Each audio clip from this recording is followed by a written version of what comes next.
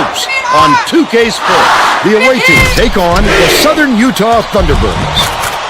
Welcome to the first round of the conference tournament. We're here at the Alltel Arena in North Little Rock, Arkansas. Alongside Bill Raftery, this is Vern Lundquist. Tracy Wilson is with us too. Give us your take, Bill.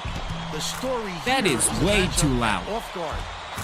Original Ones, hope y'all having a great Memorial weekend so far. Offensive awareness. He knows how to manipulate defenders and really gets in their heads. Monserrat is also in the discussion of the nation's best two guards. He's such a skilled passer that he can't help but make everyone around him better. Both of them are great competitors. It should be a compelling game to watch. I don't know, a barely over 500 team going up against a losing 500 team. Should be fun. Should be able to rebound. Maybe. We will see. The visitors get the tip and we're underway. Hoppenwell throws up. He had his chance for the three-point first personal foul. Couldn't get the slam. Foul. He'll shoot a pair of foul shots. Shooting 2.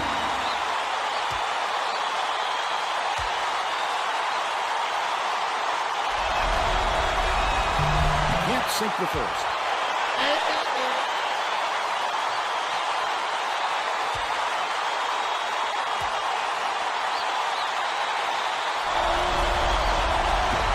He sinks the second. Boyette inbounds the ball. Dumps it off. Intercept. Great reflexes. He pounced in and picked that one off easily. Eric on Monserrat. Let's check in with our sideline reporter, Tracy Wilson. What was that? Thunderbirds coach, he told me they're not kidding themselves. They know the matchup on paper doesn't favor them, but that they're looking forward to proving to the fans and themselves that they're better than the stats may say. He said the best way to do that is to win the game. Vern? Thank you, Tracy.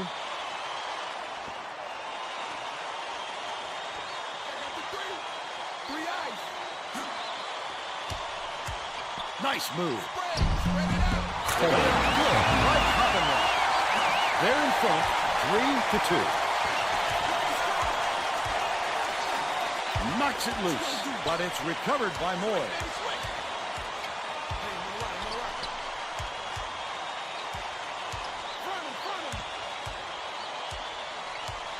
Coleman dumps it off.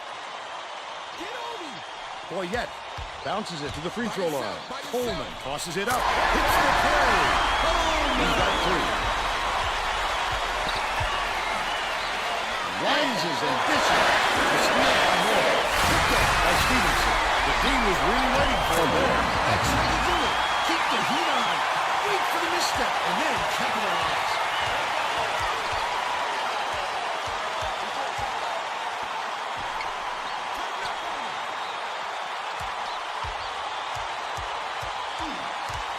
Passes, left wing. Coleman.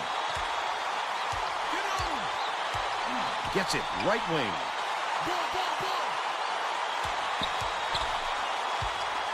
With the shot. The 3 was drained by Ike. They're now out in front by 3. Hoppenwell, the crossover. Hands it off. Swings it to the wing. Monserrat, the reverse. That wasn't even his man, Vern. That's just a terrific defensive play. I'd love to see that kind of The visitors take their first time out of the game.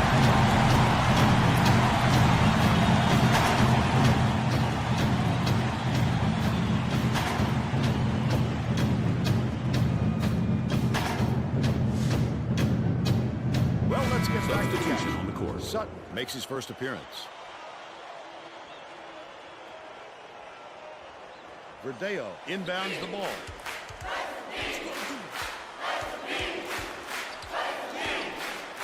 Monserrat hands it off. Found the ball in the room and went aggressive to the rack. extremely effective. About 4.5 minutes left in the half.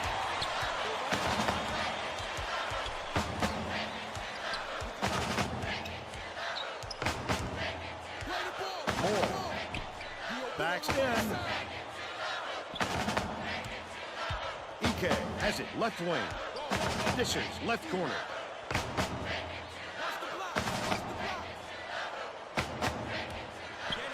For three. The shot was good. And they're out in front by 6.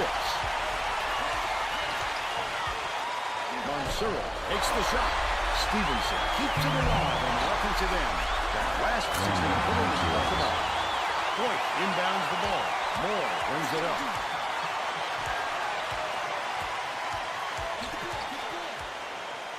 Coleman.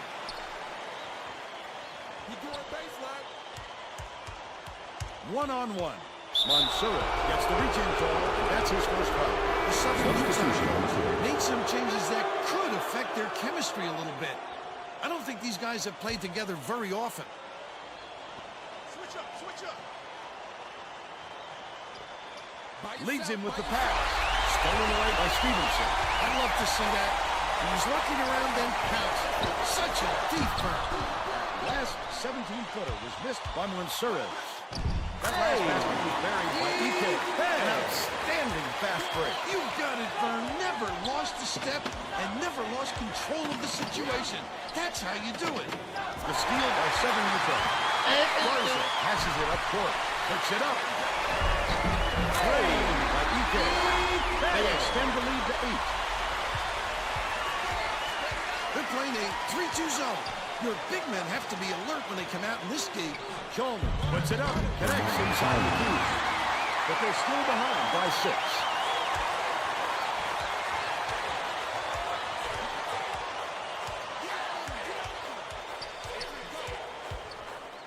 Stevenson is whistled for reaching in, and that's his first foul. The substitution going to shake things up a little bit with some subs. Oh, you can't come across the body like that. That is a textbook reach.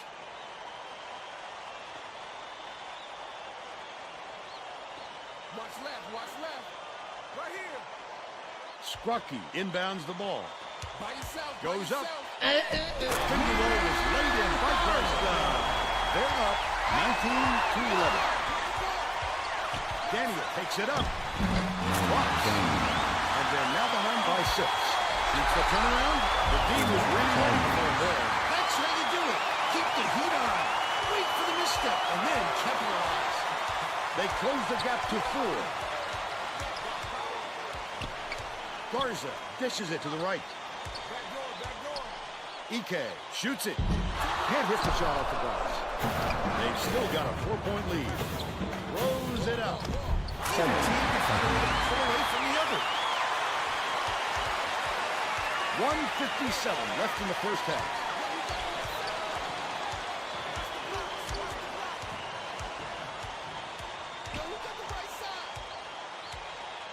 Bold pass.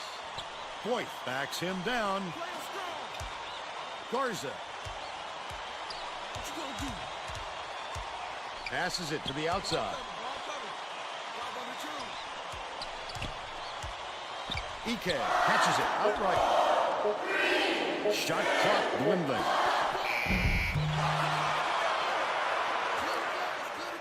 Koppenrat passes way down court. Daniel caught it, and he'll have a chance for the 3-point play.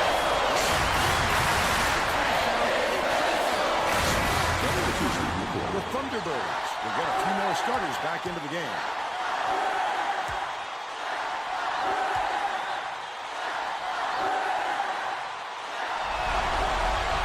He gives them the lead. Southern Utah will take its first timeout.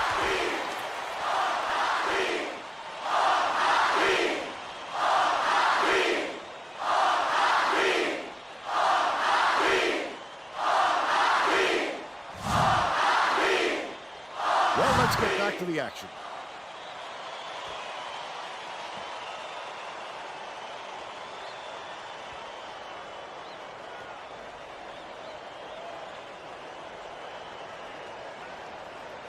Boyette inbounds the ball. The Thunderbirds will try to end this run. Feeds left wing. Moore has it top of the key. Behind the arc. Pulled in by Chalmers.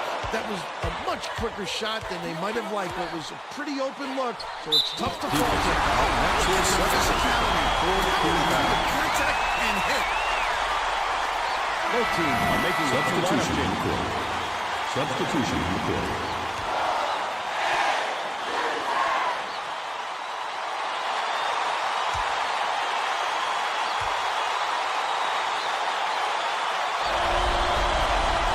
on the free throw for the three-point play. They can go 2 for 1 here, Vern, if they hurry it up.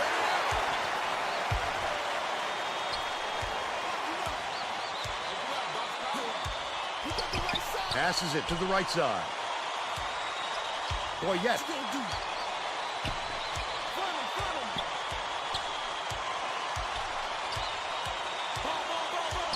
Boyette gets it, baseline. Stevenson from 18 feet away.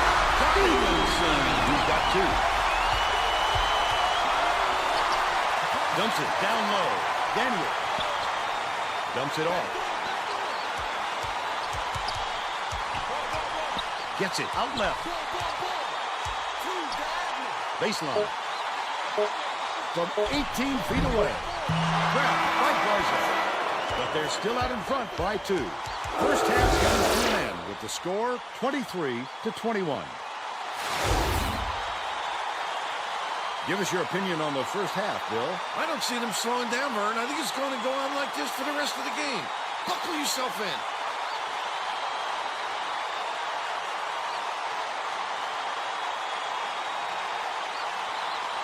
Let's see who we have as our player of the half. Bill? Coppenrath is the guy for me, Vern. Look at this scoring display. He hasn't been afraid to put it on the deck and take it to the tin or pull up from deep and knock down the jumper. A fantastic display.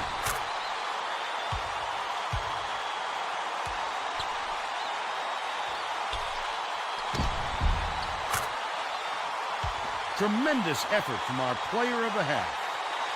We should have been a lot further than a 2-point lead right now.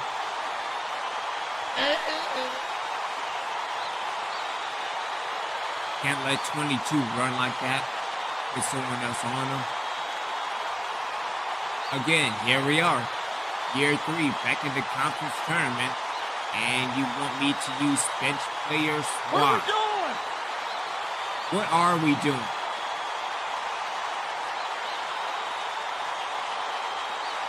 Suarez is not doing well at all. Consider setting him down. Careful, copyright, because he has the hot hand. We'll see in the second half. Again, down by 9, then came back in the lead by 2. Again, every year, every single year, year 7. No different from year 1. Except we are actually winning. Half on. We're ready to begin the second half.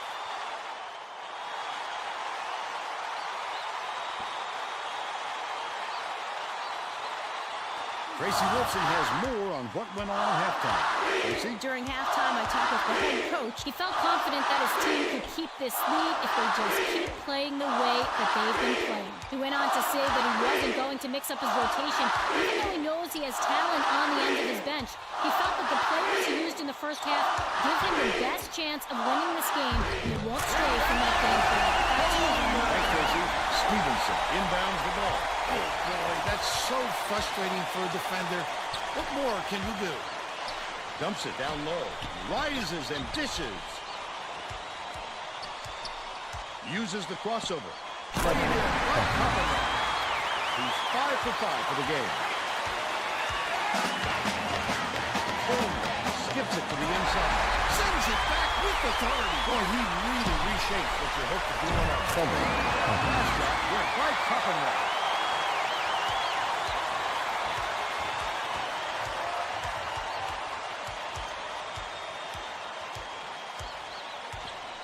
Ike catches it on the elbow. Passes. Low block. Boyd. Moy swings it to the wing. Out left. Dishes to the left wing.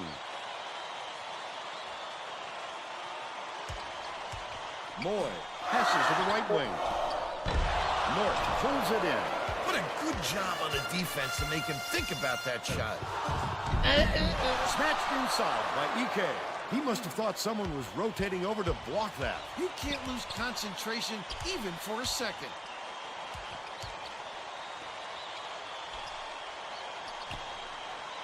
Lead pass to the inside. Chalmers wipes the board off the window. The visitors still hold a narrow lead. Don't put anything weak up That's like his that. first personal Sure his foul. coach will be First telling him team that. foul. Shooting 2.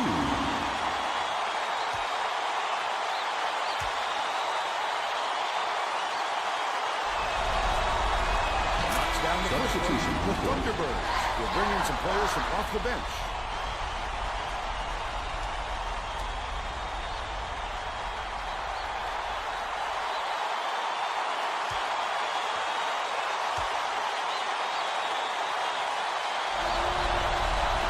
Gets the second to the ball as well. Hoppenrath will head to the bench. Point inbounds the ball.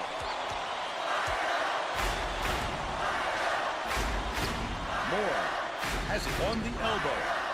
Garza beats it to the wing.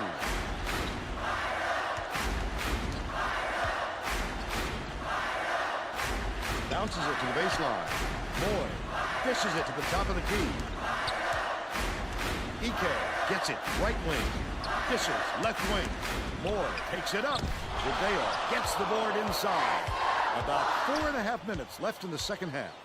Moye is in a pretty cold stretch right now, Vern, and there's a danger that he's going to start to rub off on the rest of the team. Last Moore was nailed by Daniel. The Southern Utah coach might have decided to switch things up a little bit. He's going to take time to make sure everybody's clear on the game plan.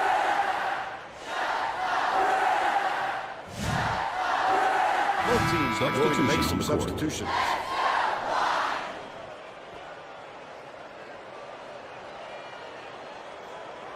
Coleman inbounds the ball. Southern Utah has been on the wrong side of this long run, and Tracy's got a report for us. Thunderbirds coach is very upset. Vern. He was wide All of open his wide. players with an earshot that a run like this is going to lead to a lot of running for them at their next practice. Thanks, Tracy. Well, it looks like they're getting set to inbound the ball.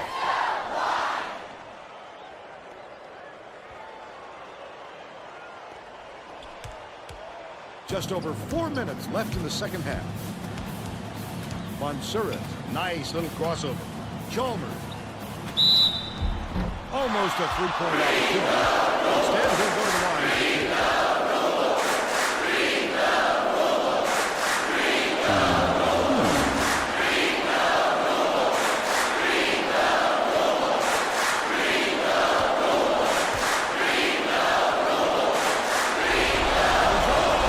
makes the first.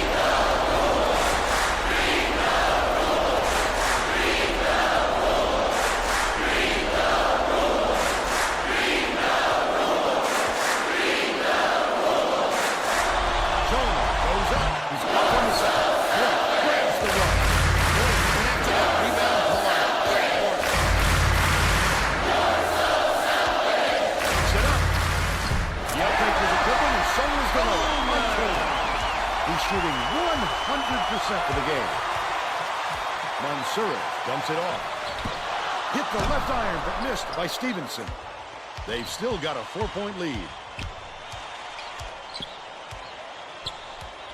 Moy passes to the high post. Good look. Hot ball. 17 points, and he is the leading scorer. Mansuras way up court. Chalmers beats it to the right. Mansuras gets it in the paint. Point pulls it in off the glass. This crowd is going insane. I love the energy of this building. Listen to them. Mansuras gets the reach-in call, and that will be his second foul of the game. It takes quick hands to get the theft, and he was too slow that time.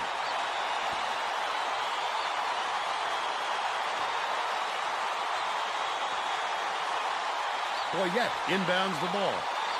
Lob to the paint. Ike to tie. Bang! And it's now all running up. 2:59 left in the game. Mansoura hands it off. Catches it on the inside. Stevenson, the 9-footer. Coleman rips it down. I think they threw him off just enough to affect that shot. Moore passes it to the top of the key. That last rebound is missed by Boyette. Great offensive rebound. He worked so hard to establish position. The away team calls timeout. They're losing by 2. 2:35 left in the game.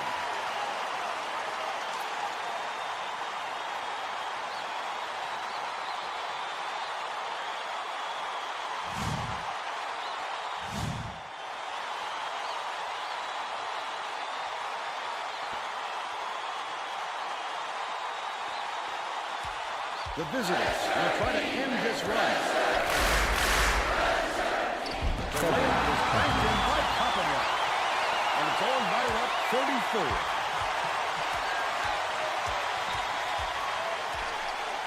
Southern Utah calls time.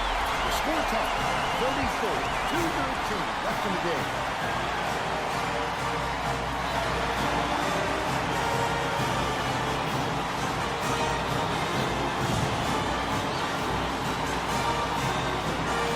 Getting set to inbound the ball.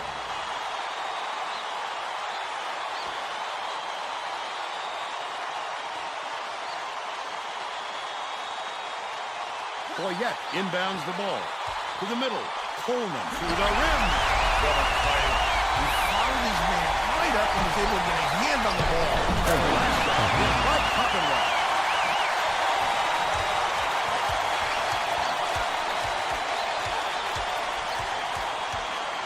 2 minutes remaining. Southern minutes. Calls timeout. They trail by 2.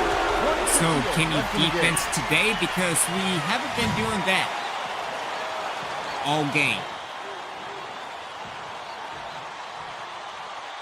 They're getting set to inbound the ball.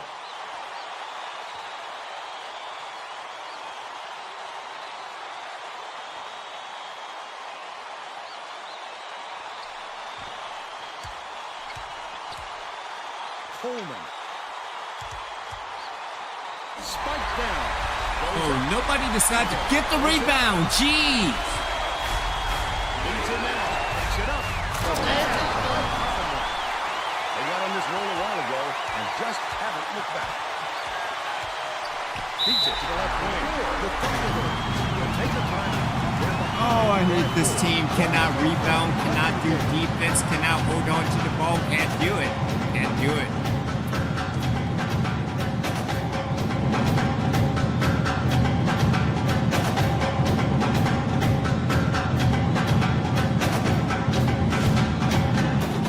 Well, it looks like they're getting set to inbound the ball.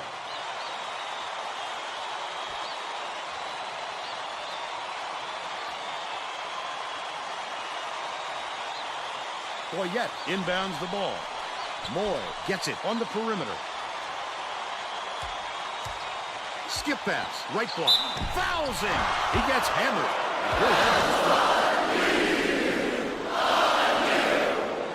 Shooting 2.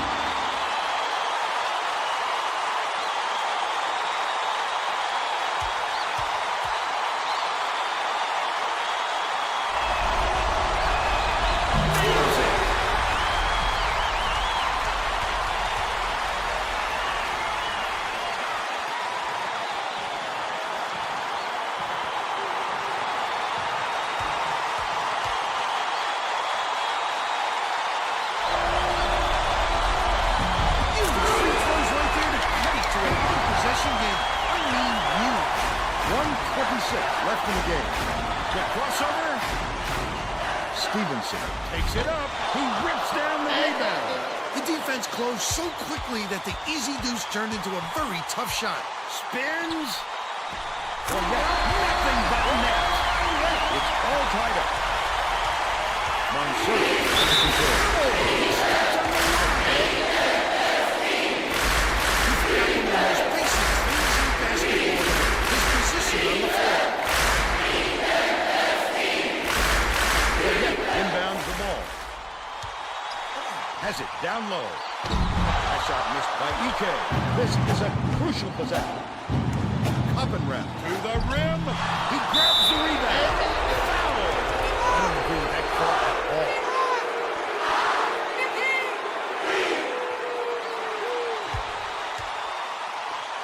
Top of the key. Skips it to the left wing.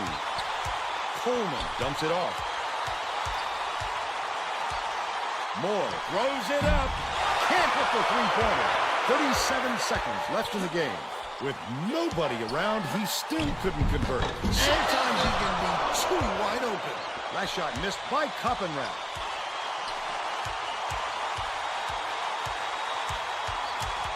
There's a whistle.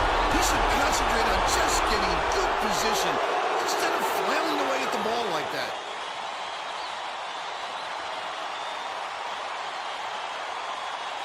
Boyette inbounds the ball.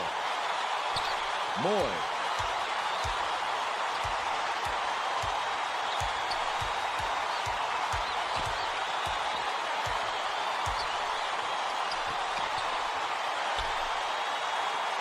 Hands it off.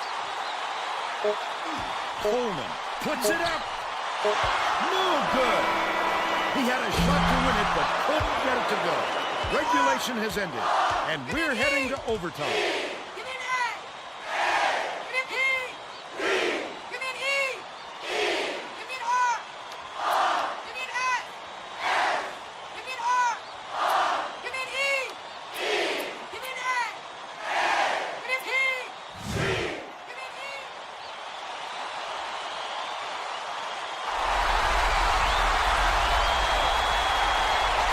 The visitors get the tip.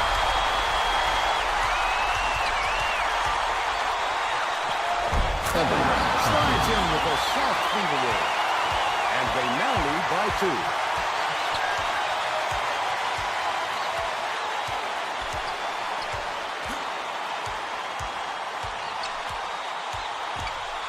Leads him with the pass. Close range shot missed by Boyette. He tried to sneak it in over the trees and just missed. That's when you want to play inside out. Locate the open man on the perimeter. Coppenrath with the charge, and that's a turnover. He took a licking on that one, but he took his medicine and got the charge. Add that, he put his body on the line for the team.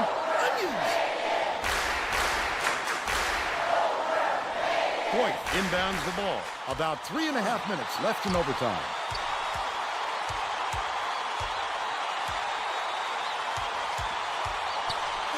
Gets it right side. Coleman, he rips down the rebound. Nice work by the big fella to get that rebound.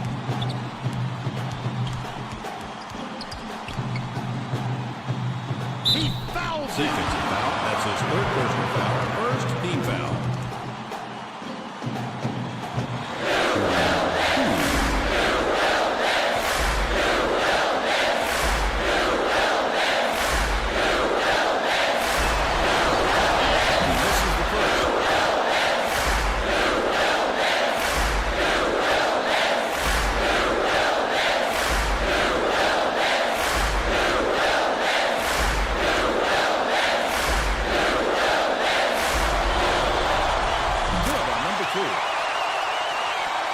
Inbounds the ball. 2:58 left in overtime. Moore bounces it to the wing. Swings it to the left wing. Coleman, he snatches it off the glass. Unattractive miss right there. There wasn't a defender in sight. That shot brought in by Coppenrath. Southern Utah is really struggling. The Thunderbirds will take a timeout. They're trailing by 5. 2:32 left in overtime.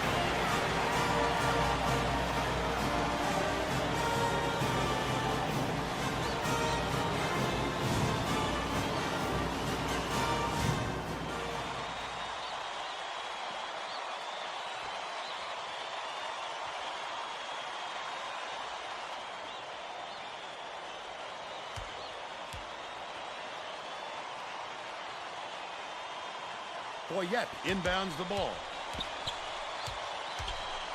Coleman backs down. Foul!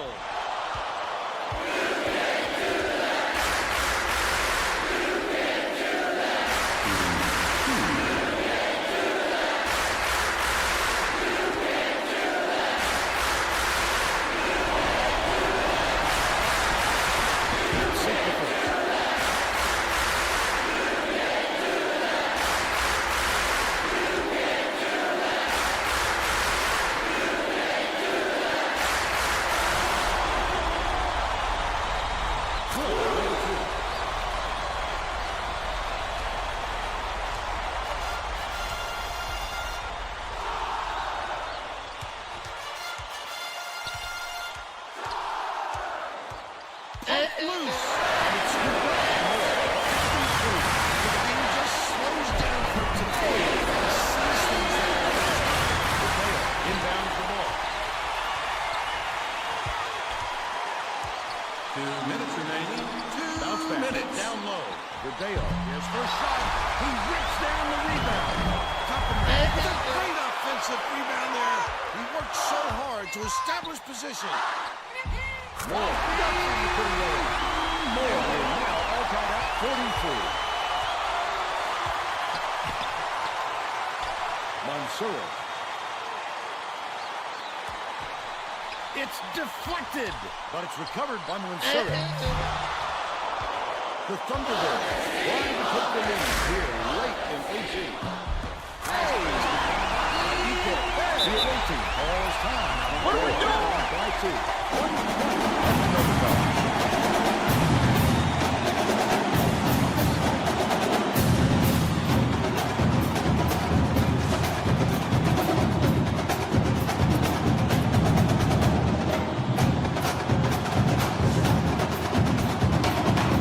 Well, let's get back to the action.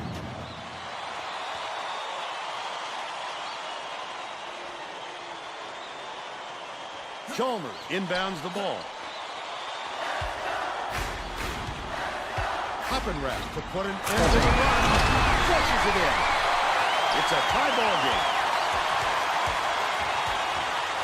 1:07 left in overtime. Ike tosses it up court.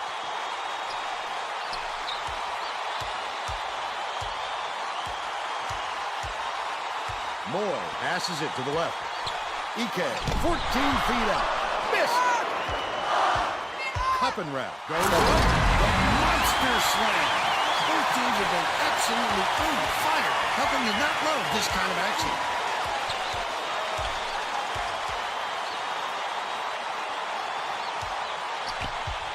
Dangerous pass. Stolen by Chow. That's his foul. Second team The foul. foul stops the clock, which is just what the doctor ordered. And that's why they did it. Time is not on their side. Very smart play. That's his third personal foul. No choice but the foul. They've got to stop the clock and get the ball back right away.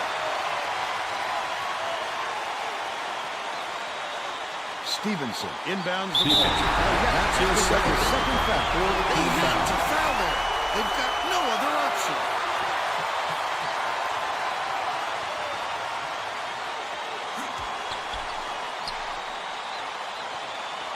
Mansour hands it off.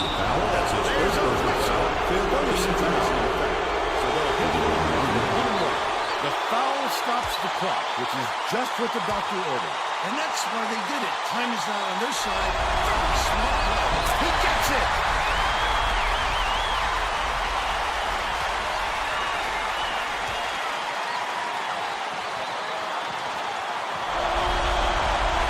He must be kicking himself.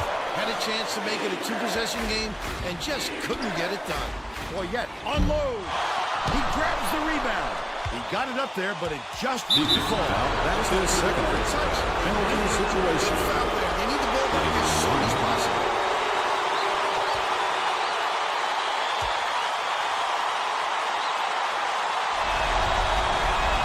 If he makes both of these, the first is his good personal foul. But to not even hit the free man really hands momentum to the other guys. No choice but to foul. They've got to stop the clock and get the ball back right away.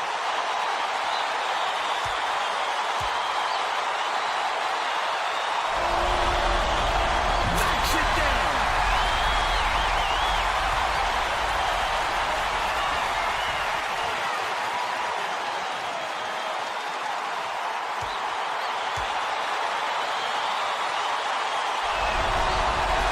Those are some onions.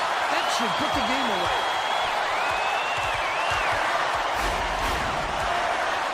Coleman beats it far side.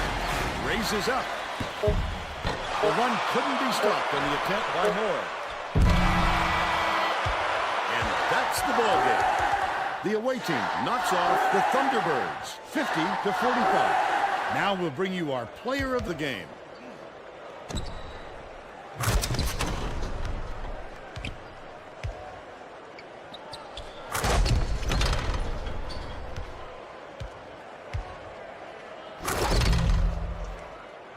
Let's quickly go to Greg Gumbel in the studio with the Pontiac game-changing performance. Thanks, Vern. Welcome, everyone, to 2K Sports Studios.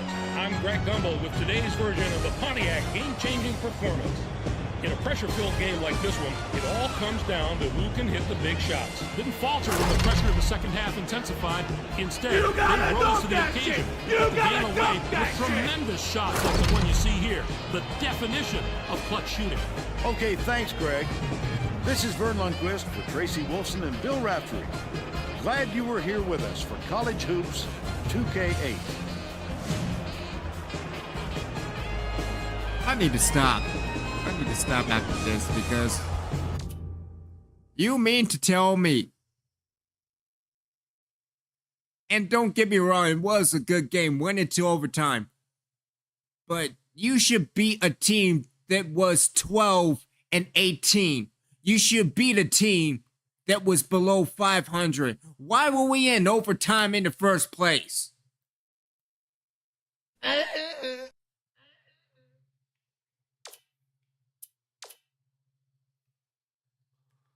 Oh my goodness, this is, bruh. Every year, every single year. Only in Reapers basketball. And wait until tomorrow. Dealing with the second round of the tournament.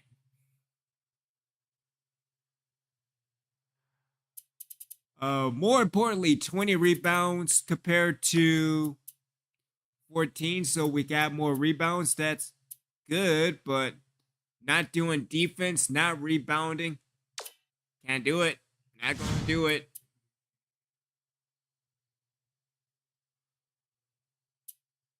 We'll be back with more Reapers basketball. I can't take this anymore. Especially year number 7. How bipolar this team really is. One game they're rebounding like it's no tomorrow, and then the next night, oh, we cannot rebound, we cannot defense, we cannot score. Ugh.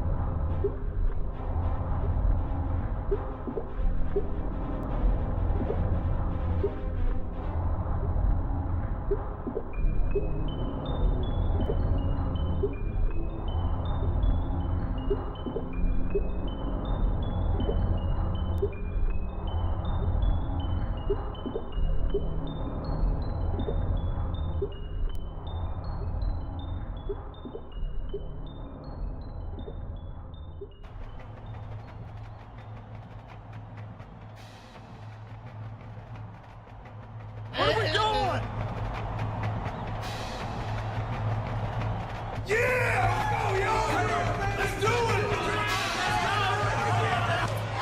time for college hoops. Oh, you on gotta 2K be kidding me. The away team go up against the Indiana-Purdue-Fort Wayne Mastodons. Welcome to the semifinals of the conference tournament. We're here at the Alltel Arena in North Little Rock, Arkansas. Along with Tracy Wolfson and Bill Raftery, I'm Vern Lundquist. Give us your take, Bill. The story here is a matchup at off guard. Heinrich is a wonderfully talented shooting guard. He's well built and solid for a two-guard and will use his size to push around his defender. Monceres is a tremendous shooting guard as well. He is a potent finisher inside. When he sniffs the hoop, look out. Both looking to lead their teams to a win. We'll see who succeeds. Oh my goodness, we're going after Indiana Power Forward Williams tomato soup. Jeez, what the? Oh, year 7 is unbelievable.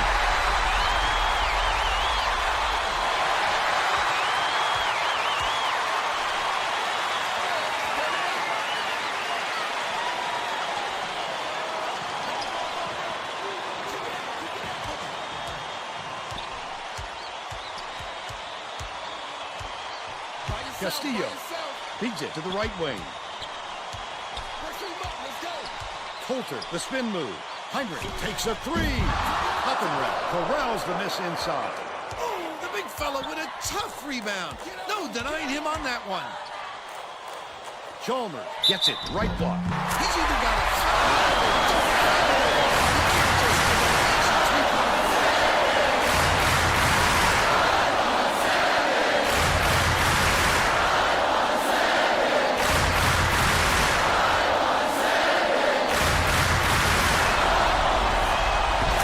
Free throw for the three-point play. Castillo inbounds the ball.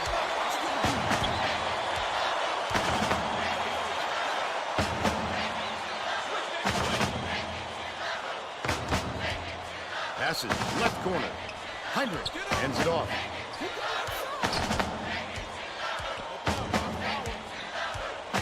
Catches it out left. Backs in.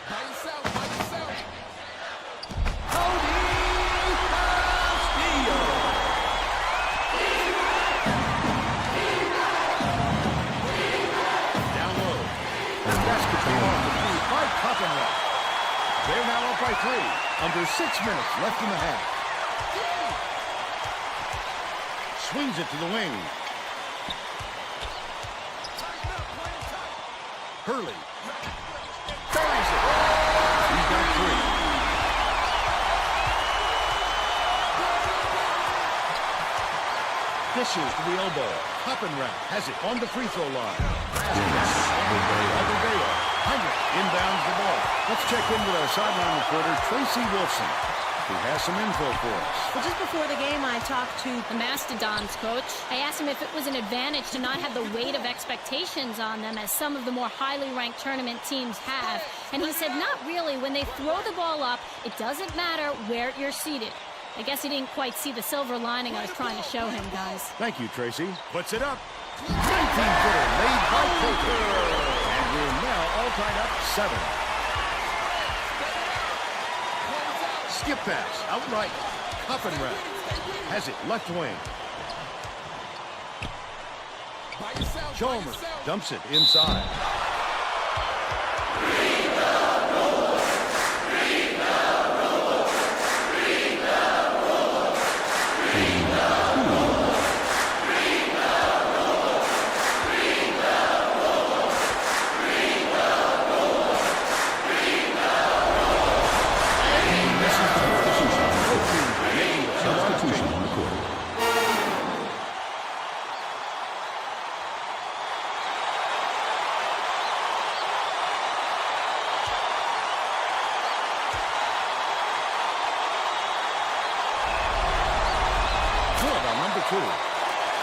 Nixon inbounds the ball.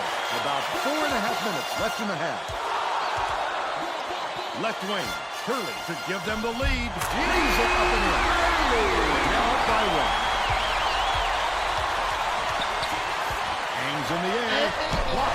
He just exploded up before the time that goal. Wonderful anticipation by the defender. it to the wing. Coulter.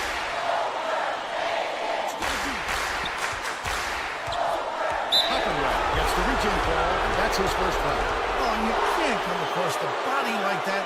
That is a textbook reach.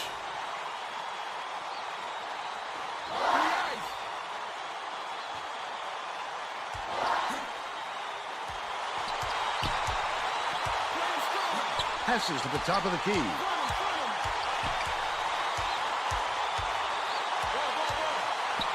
Coulter behind the arc. Mansour grabs the run.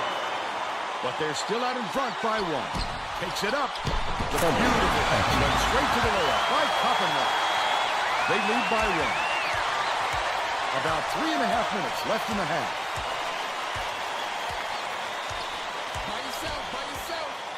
You open on the right side. Spread it out. Bounce pass, right block. Coulter gets it, right corner. Tip it up, tip it up. Heinrich misses the long one. Oh, the big fella with a tough rebound. Him on that one. Hoppenwell shoots it, bounces off the left rim and out. What you gonna do? They're still up by one. Okay, pick him up. Coulter, lead pass down low. Nice move. Pulled in by Stevenson. Flipped it up and out. His team really needs it. Last dunk is scored by Hoppenwell.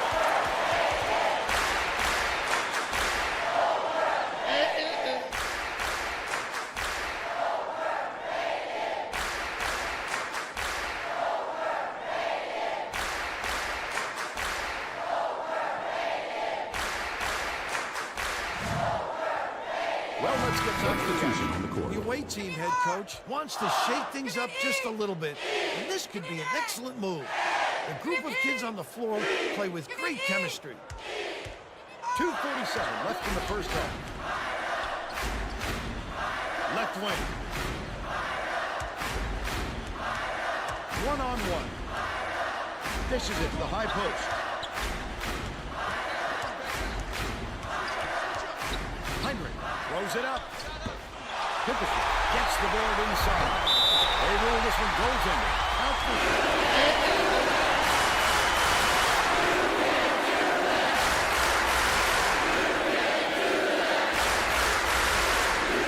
inbounds the ball. Stevenson dumps it off. Skips it to the left. By yourself. Daniel gets it on the inside. Heinrich went after that rebound hard. Great work. Castillo brings it up court. Stay in. Daniel gets called for the reach. That's his first foul. Too much contact there. I like the aggressive defense, but he reached in a little too hard.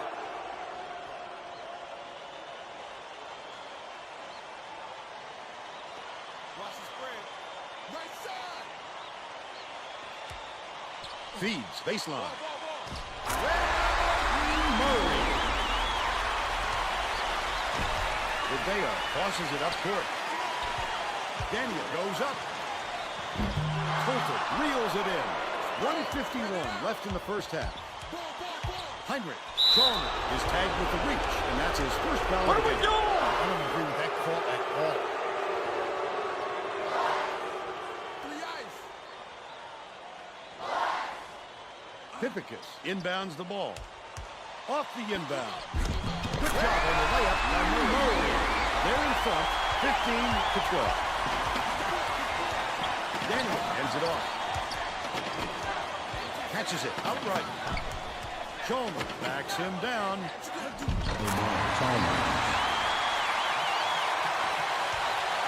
We're going to apply some pressure here, and with full court, get him in.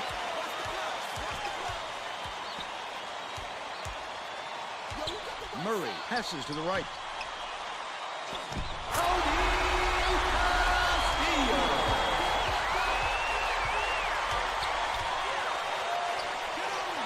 Far side. Bounces it down low. But it's recovered by Heinrich. 56 seconds left in the first half. The master ball. All timeout.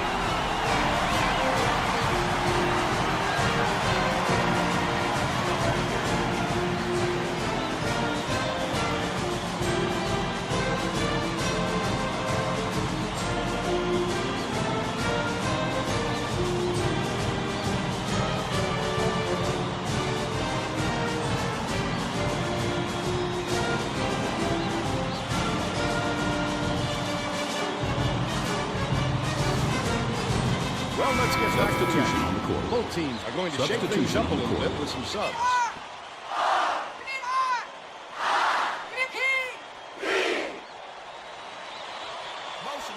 Nixon inbounds the ball. Play the ball, play the ball. Murray. Murphy wipes the board off the window. Murphy grabbed that rebound with his elbows high, using a little intimidation. Last 16 footers off the mark by Mansourez. 33 seconds left in the first half. He tried to sneak it in over the trees and just missed. That's when you want to play inside out. Locate the open man on the perimeter. Spread it out. Stay with him, stay with him. Swings it to the wing. Ball coming. You gotta help middle. Yo, who got the left side? From deep, it's good. They increase their lead to 4. That's the half. We're headed to the locker room. Score 20-16. Give us your opinion on the first half, Bill. I can't think of too much good to say about this game, so Vern, maybe you can do play-by-play and color. Give me an E. Give me an A. Give me a P. Give me an E. And now it's time to show you our player of the half. Bill? Hurley has been lights out from the floor, Vern. It must feel like he's throwing the ball in the ocean. Every shot he takes goes through, and he looks absolutely unstoppable.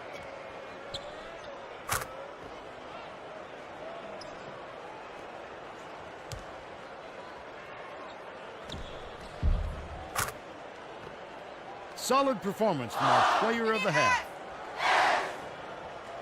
Yeah, hate facing Indiana Power 4 chicken noodle soup. Every year, every single year. They've been scoring on our press. We never made any adjustments to the defense. What are we doing? What are we doing? Not a damn thing. Oh boy, you want me to play some bench players? Why? So we can end up in quadruple overtime?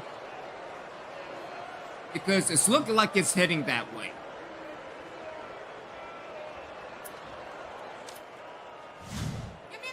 We're all set to begin the second half.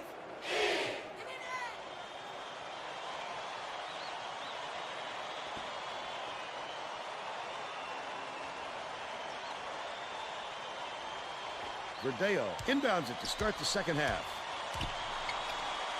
Mansourez picks it up. Foul. That's his first personal foul. First team foul. Shooting 2.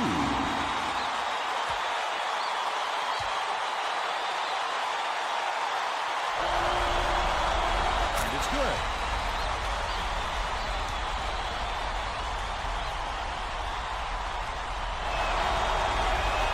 And he'll come away with 1 out of 2. Let's check in with Casey Wilson.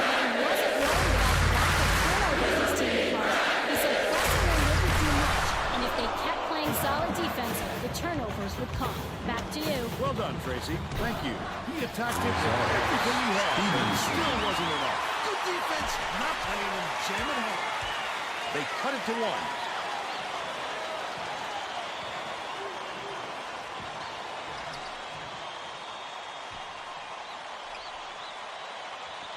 Castillo catches it outside.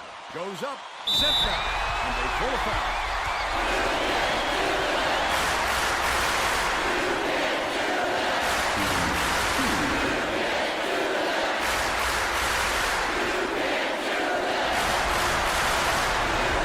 He makes the first.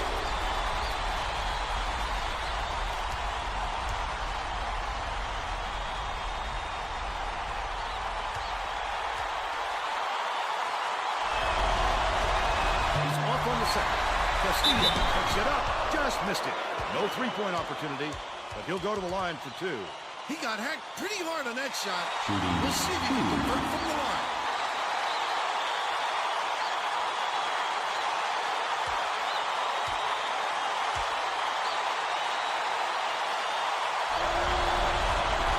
Knocks down the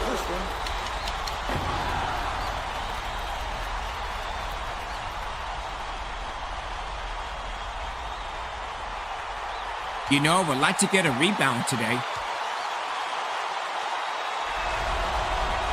And he'll come away 1 of 2. Hits a great offensive rebound. He works so hard to establish position. But they're still up by 3. Stolen by IPFW. He goes up for the Hail Mary, but it's extremely dangerous to toss it up like this. As we saw, somebody will come down with it, but it isn't necessarily. My God, y'all suck.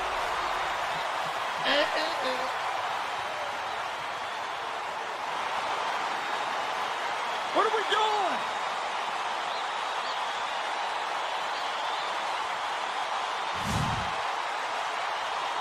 Well, it looks like they're getting set to inbound the ball.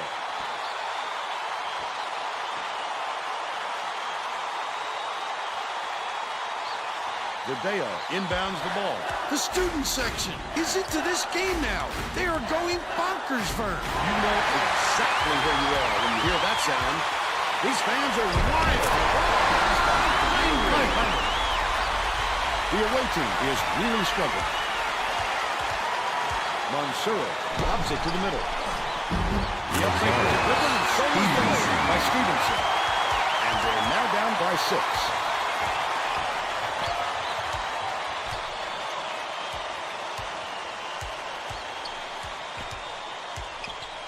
Down low.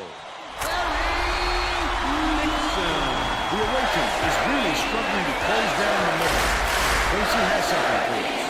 Tracy? Head coach just told the players on the bench we have to be more physical in the paint. Don't be afraid of some contact. Sounds like he'd rather have some fouls called than to keep giving up all those easy baskets. Thanks, Tracy. Coulter dumps it off. Dumps it to the paint. Heinrich. From downtown. Too long, and it was missed by Hurley. Still a 6-point lead. No look pass to the baseline. Made by Verdeo. That pass made it happen, Vern. No doubt, Bill. I thought he had a look too, but he wisely dished it off to his teammate.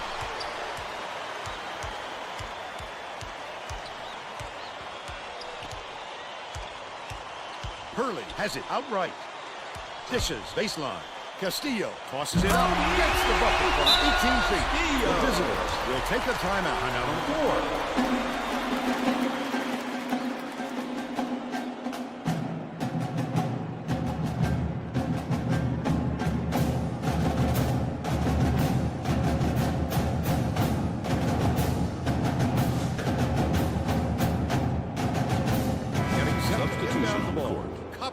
Is needed out on the floor. He didn't get much of a rest. Verdeo inbounds the ball. Coppenrath gets it on the elbow. Unloads. Brought in from Mansura. Ball is missed. And they call both on it. They'll give him the bucket.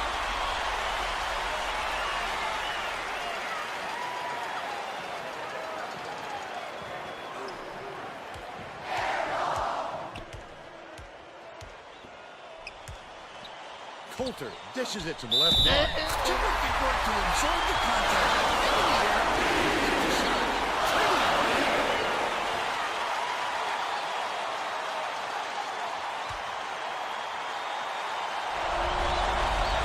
That's on the free throw for the 3-point play. Under 4 minutes left in the second half. They're playing man-to-man here, Vern. Coppenrath takes it up. Almost a three-point. That's his first personal foul. Instead, he'll go to the Second line. team foul. Shooting 2.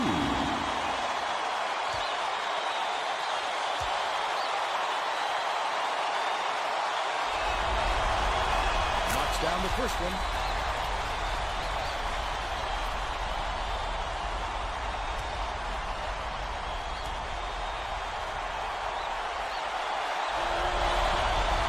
Gets the second to fall as well.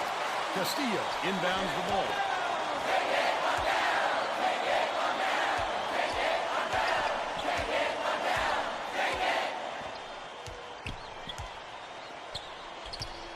Hurley.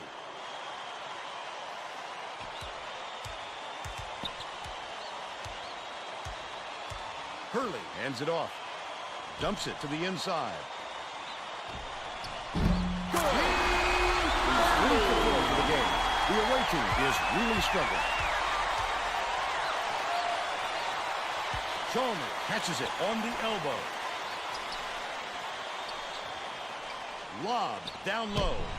Throws it up. He got fouled and still That's on his his way. second personal foul. Go to the line for 13 2 fouls. shots. Shooting 2.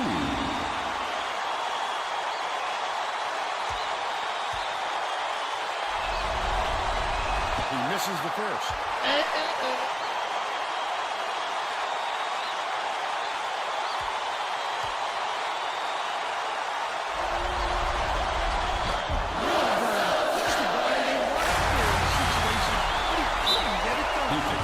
That's his third personal foul. The shot 14 was fouls. clearly affected by the contact there. Good call. Shooting 2.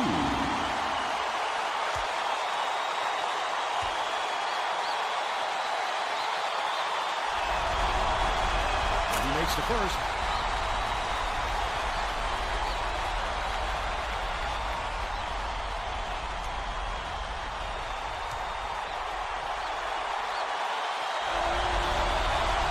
Gets the second to fall as well. Castillo inbounds the ball. The steal by the away team.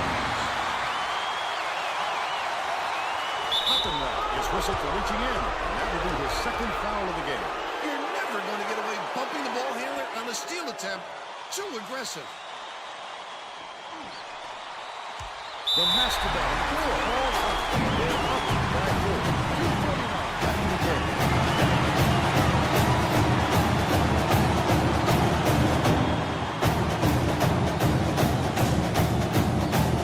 Getting set to inbound the ball.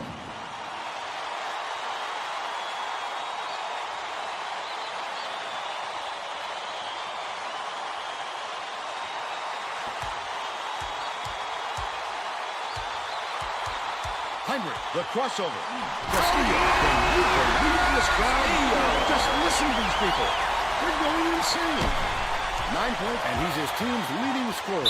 Heinrich is going to be hit with the blocking, and that's his first foul of the game. Well, he got there in time. It looked like he was leaning when the contact occurred.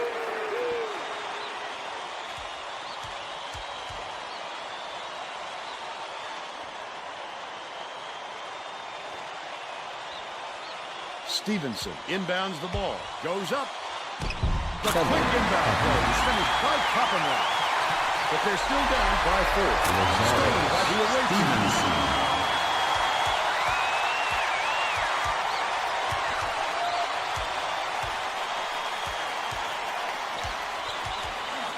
The Mastodon all timeout. They're winning by 2. 2:14 left in the game.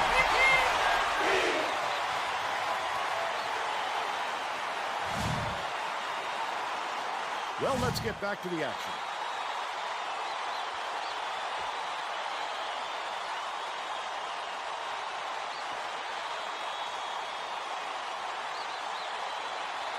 Poked away, and it's picked up by the away team. That's his second personal foul. Penalty situation. And then capitalize.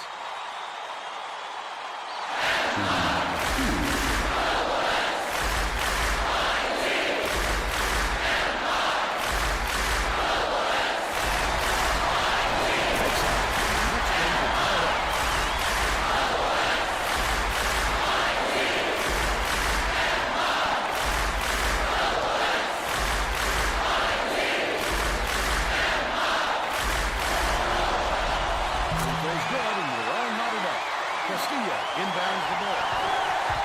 The Mastodon all time. Score time 49. 0-5 left in the game.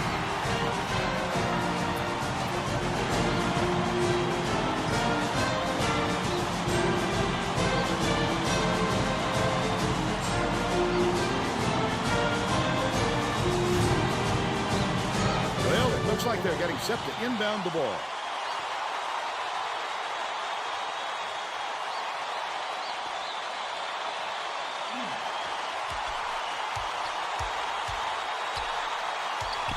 Two minutes remaining. 2 minutes. Takes it up. Slides in with a soft underwear. He's got 7. 1:51 left in the game. Here comes the double team. Dicey pass. Chalmers takes it up. Look at his go. That's his second for one more. Beautiful work to climb through that foul and get to the line for the 3 opportunity.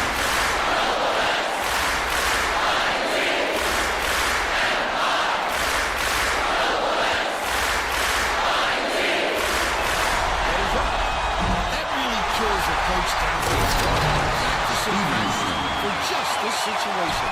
And then he can't get the free throw. That hurts.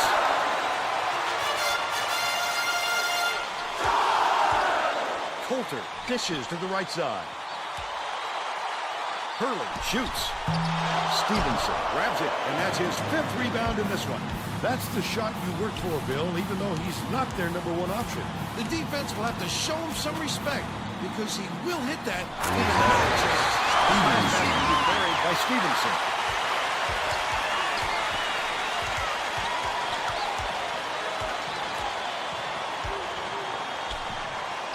Skips it to the left.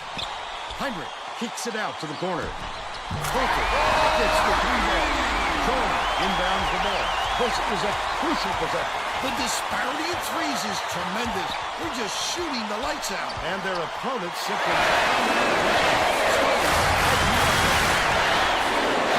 It's loose! Left man. Looks it. Gets it. Right hook. Crossover. Coulter. They rule this one goes in. Out for shot.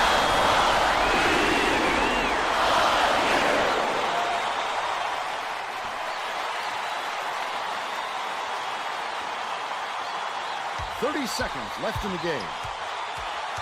Mansuras passes it inside. Incredible display of offensive firepower. It's been this way all game, Bill, and you have to wonder if one of these two teams will eventually run out of gas.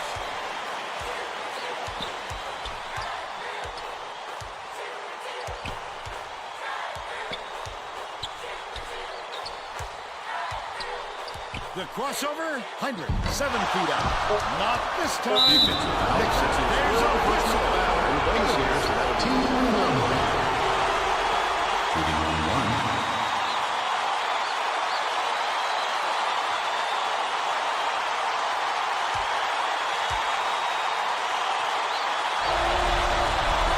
Knocks it down.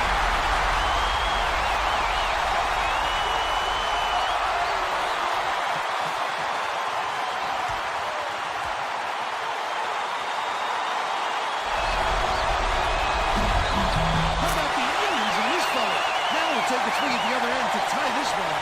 Nixon inbounds the ball. Knocked free, but it's cracked down by Coulter. There's the buzzer. The visitors just get by IPFW 49-46. And now it's time to show you our player of the game.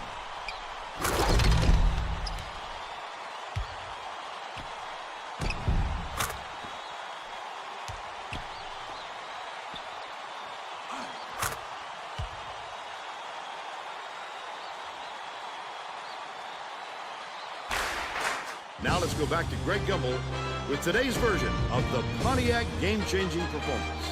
Thanks, Vern. Welcome, everyone, to 2K Sports Studios.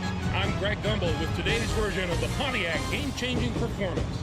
In a pressure-filled game like this one, it all comes down to who can hit the big shots. Dug down deep to deliver this amazing shot late in the game. This shot broke the backs of the opponent and put the game away. A tremendous effort from the young man. Thanks, Greg, for Tracy Wilson and Bill Raftery. This is Vern Lundquist saying thanks for joining us for College Hoops on 2K Sports. I can't take no more of this. Oh my goodness.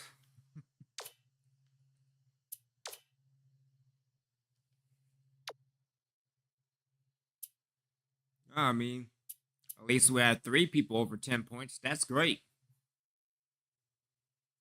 Just kind of wish they can rebound a little bit better. Yes, I know we have more rebounds than IPFW chicken noodle soup with clam chowder or something like that. But there's got to be an easier way to dominate in the worst conference in the NCAA. Again, beating teams that are below 500. 2 down and 1 to go. Hopefully we can watch college hoops, and if not, then yeah, shame on college hoops. You're watching Reapers basketball.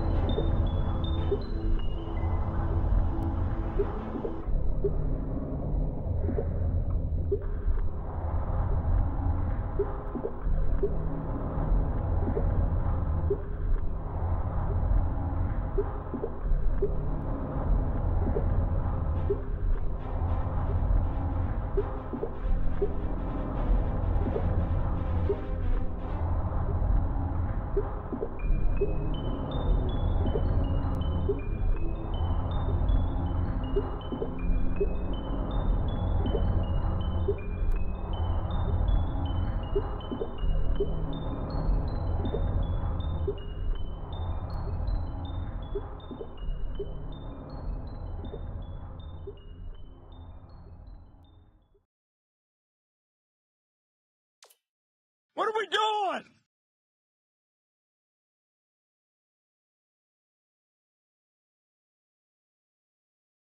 Welcome, everyone, to the 2K Sports Studios. I'm Greg Gumbel with Clark Kellogg. Just ahead on College Hoops Tonight, we'll preview some of the biggest games coming up this week in the NCAA, as well as show you the best action from around the nation. But let's start off with who we selected for our NCAA Player of the Week.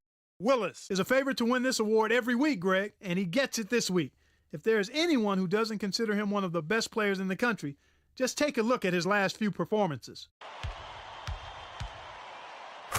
Now let's take a look ahead to the games that get top billing on the schedule in the days to come. The conference tournaments are upon us, and no matchup looms larger. This game is a crucial grudge match between a pair of the best teams in the Big East.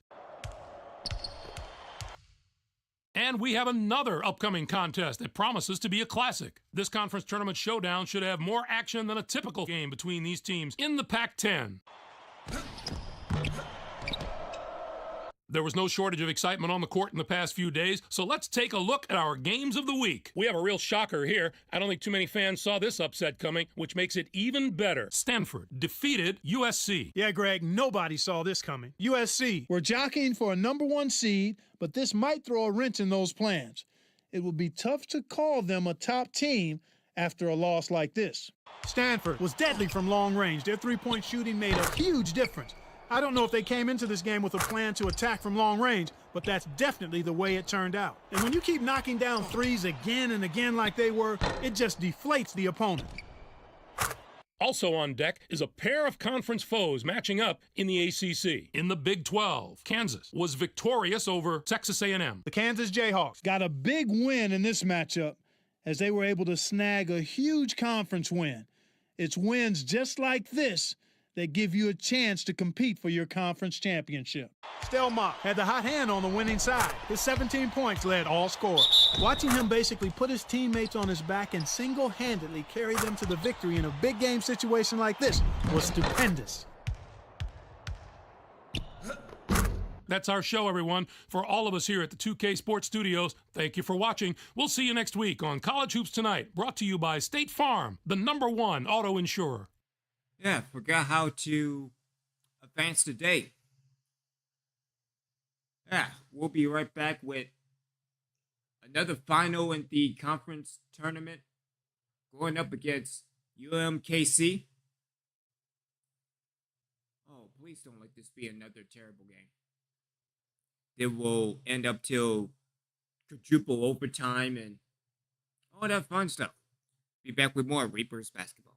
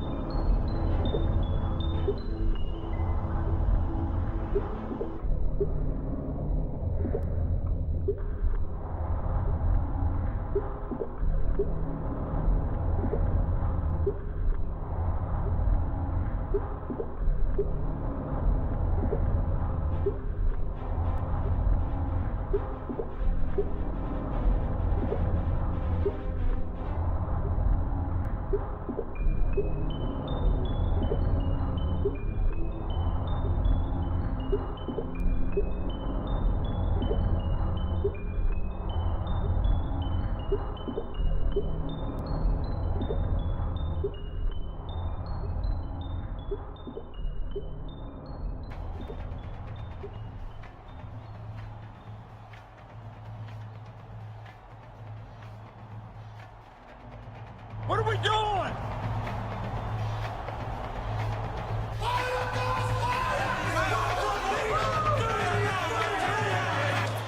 Get ready for College Hoops 2K8. The away team battle the Missouri-Kansas City Kangaroos.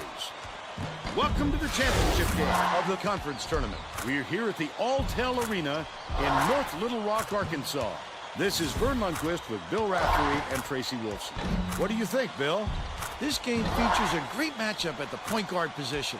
Finley is a fantastic player. I love his offensive awareness. He knows how to manipulate defenders and really gets in their heads. Coppenrath can also hold his own at the point. He is an absolute load to handle in the post. You can't push him around. They're both ready to go. We'll see which of the two can lead their team to victory. Give me an R! Give me an E! Give me an A! Give me a P! Give me an E! Give me an R! Give me an A! Missouri, Kansas City controls the opening tip, and we'll get this one started. The game has just begun and they're already in the minute. Skips it to the left side. Finley. Pokes free, but it's tracked down by Missouri, Kansas City. Passes it to the left. Sims catches it, left wing. Feeds, right wing. Craven, no good from downtown. And it's still knotted up, 0. Takes it up, right into the bucket with the dish, and it's slammed by Coppenrath. And they're now up by 2. Let's check in with our sideline reporter, Tracy Wolfson, who has some info for us. Well, just before the game, I talked to the Kangaroos coach. This is a moment he is sure his players have been dreaming about since November.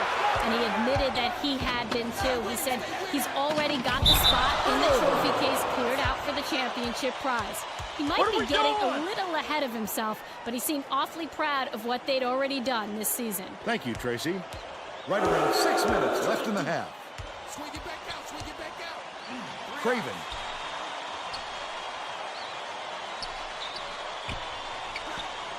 Knocks it loose.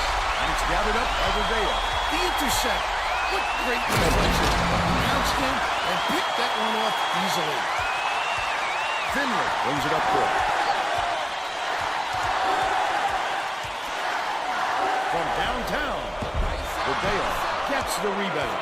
He'll want another shot with that much space. He knows he can make it. Catches it, top of the key. Coppenrath dishes it to the right block. No good. By Charles. Craven inbounds the ball.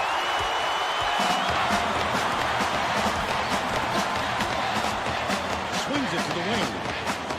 Finley.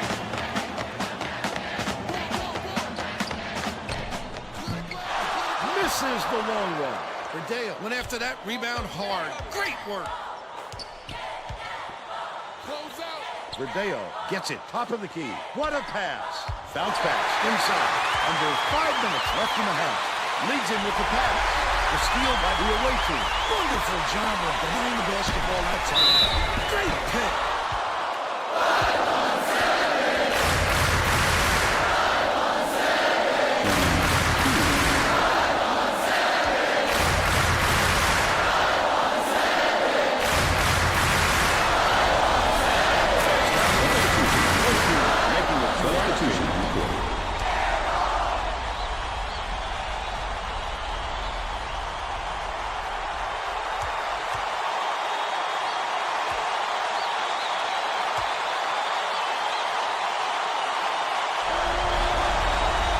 On the second.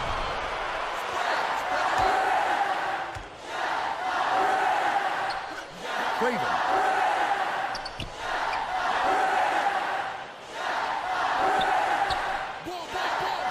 Has it on the free throw line. Nice little crossover. Logie to end their drive. By 5. Goes up. Draws the foul, and he'll get a trip to the line.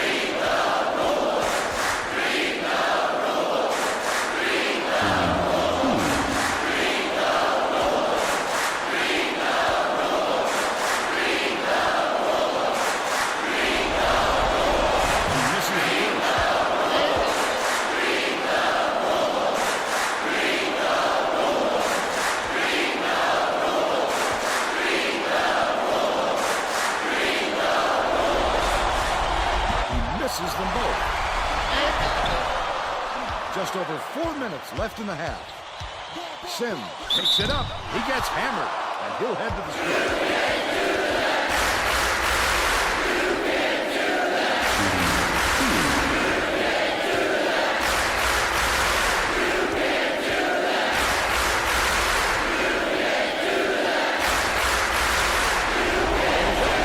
Knocks down the first one.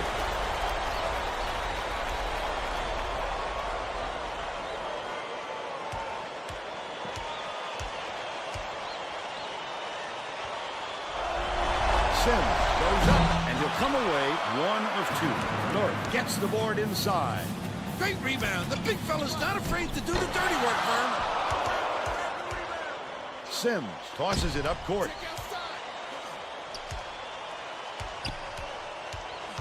Right wing.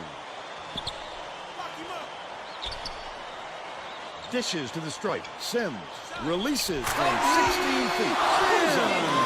They narrow the gap to 2. They're playing a 3-2 zone. Your big men have to be alert when they come out in this deep. Errant last shot by Coppenrath. The Kangaroos. A score here will knot it up. Man, you missed that shot wide. More plays for him if he keeps scoring like that.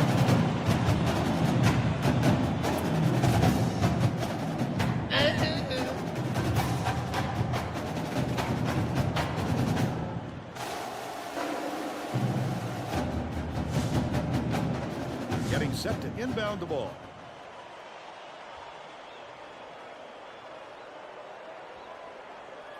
Stevenson inbounds the ball. Coppenrath dumps it off. Just over 3 minutes left in the half. Leads him with the pass. They're in the lead. Pass to the basket by Creighton. And the lead by 2.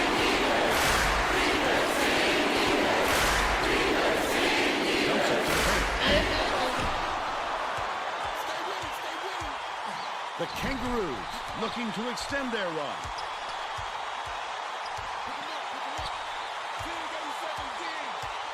Coppenrath gets the reach-in call, and that's his first foul of the game. Wants to shake things up just a little bit, and this could be an excellent move. The group of kids on the floor play with great chemistry. Sims gets it far side. The crossover.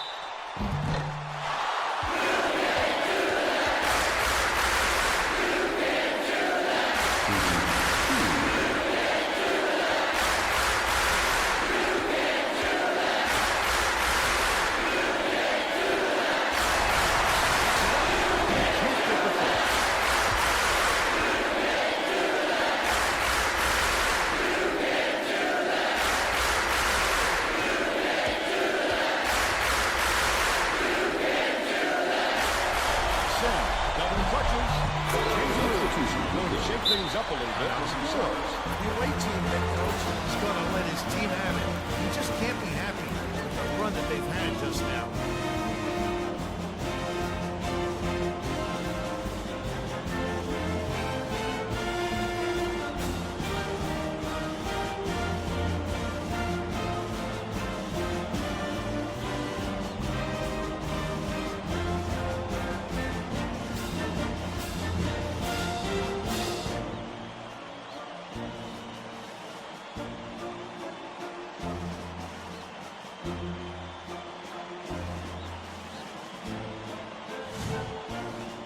Well, let's get back to the action. The away team calls time.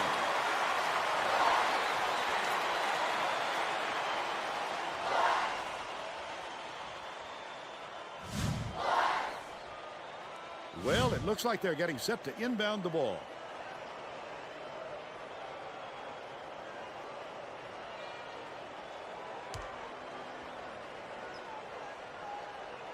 Verdeo inbounds the ball. Takes it up. It's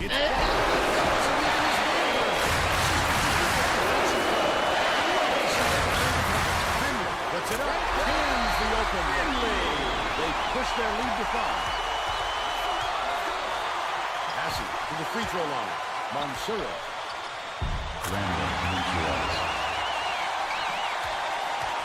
2:15 left in the first half.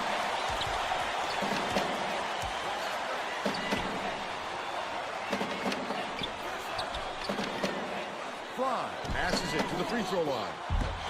Chalmers hauls it in. That's his third rebound of the contest. How did he miss that one? It happens. He's just got to shake it off and reload. Verdeo hands it off. Throws it up. Pulled in by Murphy. Murphy with a great offensive rebound. He worked so hard to establish position. But they're still behind by 1. Right wing. Dishes it to the free throw line. Finley releases from 16 feet. Hits the left rim and out. but they're still out in front by one. Last basket on Mansoura. What? Hands on move. Not too many guys can use the finger roll anymore, but he does it with style. Logie.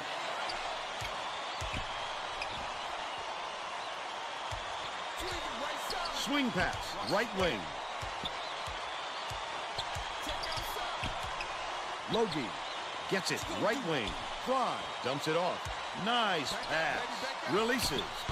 The triple was off the mark by Finley. Time and time again, he comes up with the big board. You need to be able to ride the big guys, because without solid rebounding, everything else can fall apart. Tony inbounds the ball. Here's a 3-2 zone with veteran principles. We'll see if they have a plan on offense for this one. Missouri, Kansas City is really struggling to close down the middle. Tracy has something for us. Tracy? Kangaroos coach gets over players on the bench. We have to be more physical in the paint. Don't be afraid of some contact. Sounds like he'd rather have some fouls called than to keep giving up all those easy baskets. Thanks, Tracy. Sutton way up there. Mansoura shoots it. No luck. First half comes to an end with the score 17-15. Give us your opinion on the first half, Bill. This has really been tooth and nail. Nobody wants to see a blowout, Vern, and it doesn't look like it's going to happen.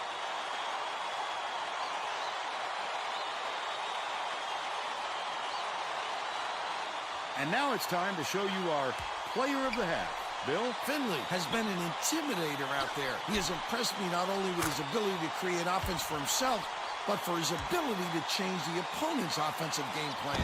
He's been a true asset at both ends of the court.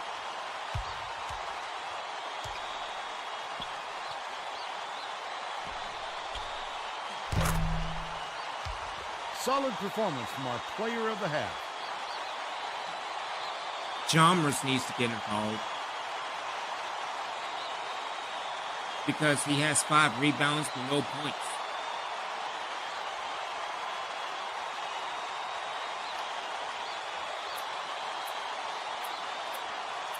Hideo has 5 points. Hideo has 5 rebounds but no points. He needs to be involved. I don't know what Stevenson's doing, but that's just me.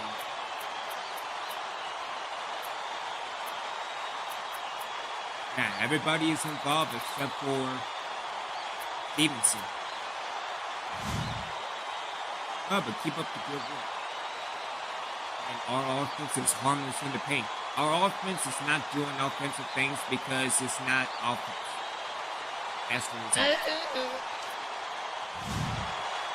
We're all set to begin the second half.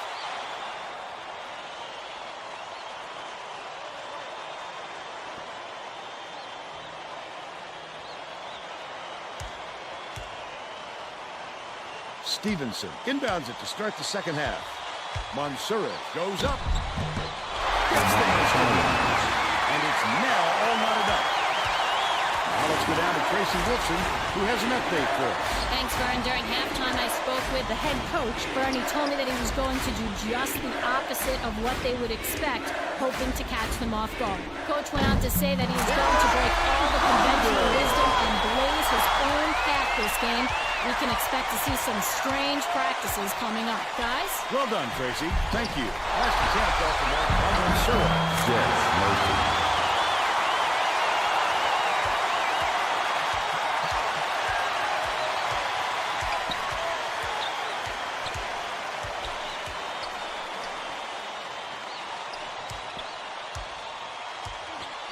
Cross court. Lead pass to the right. Mansoura has had some difficulties. Takes it up. Hogan wipes the board off the window. Credit to D there. They reacted quickly enough to throw him off. Finley. Hideo pulls it in. Still a 2-point lead. Mansoura has it high post. Almost a 3-point opportunity.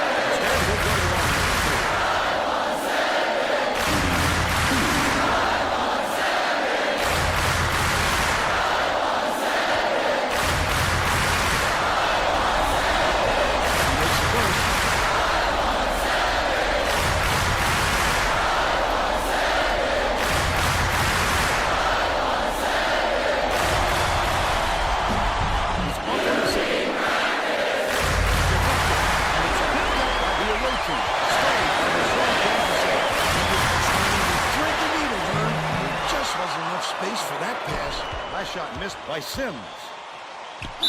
Fouled hard there. With the 2 free throws.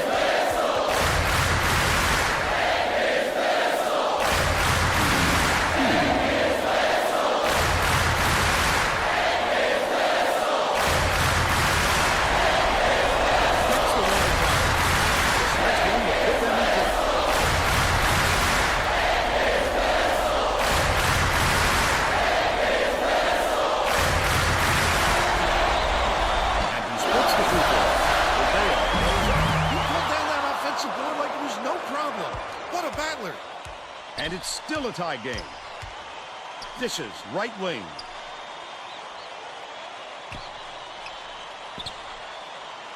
Koger catches it, baseline, with the shot. Rebounded by Murphy, and that's his 4th rebound thus far. Leads him in. Great job to swarm the jump shooter on that play. That's how you lock your man up. Koger inbounds the ball. Missouri, Kansas City will take its first timeout.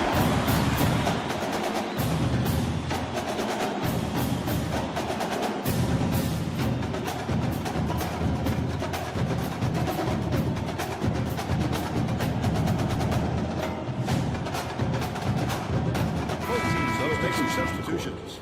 The visiting team adds a defender into the mix. They really want to get tough on the defensive end.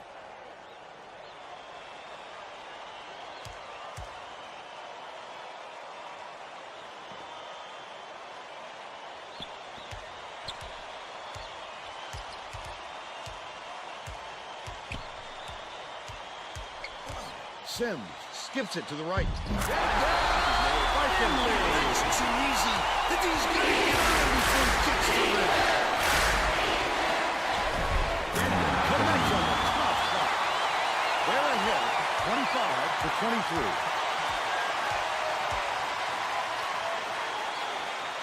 Down low. Out of bounds. Touch last by Missouri, Kansas City. Both teams are going to shake things up a little bit with some subs. Well, Vern, hopefully you won't have any mobility problems with that injury. Chalmers inbounds the ball. Just over 4 minutes left in the second half. Passes back down low. Takes the shot. The quick shot was missed by Sutton. But they're still up by 2. Sims pulls the trigger. Can't connect from long range. With nobody around, he still couldn't convert. Sometimes wide open. That last basket was buried by Sutton. The Kangaroos all timeout.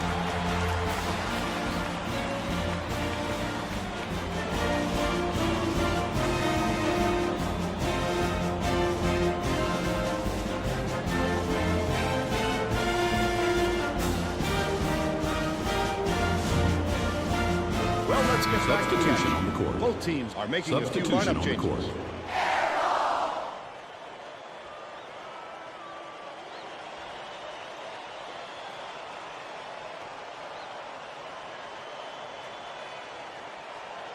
Koger inbounds the ball.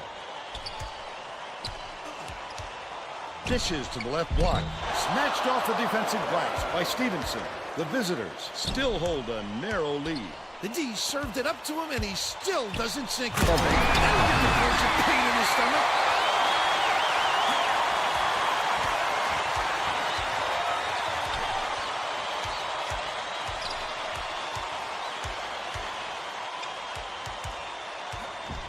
Finley gets it high post. Pass. Sosa corrals the miss. Sosa didn't get that rebound by accident. He knew right where to be. Craven.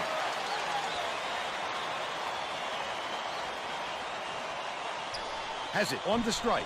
Sims lets it go. Hogan snatches the offensive rebound. Again, apparently nobody learned how to rebound. Shooting 2.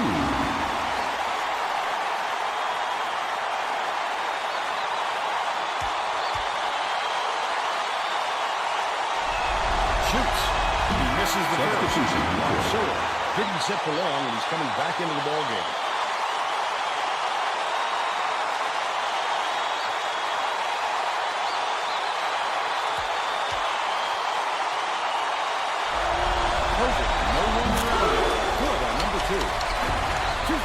left in the game.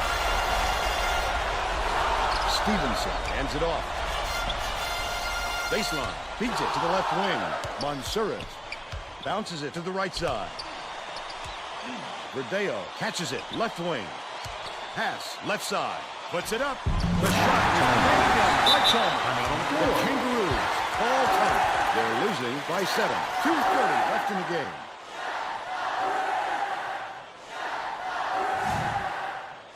They're getting set to inbound the ball.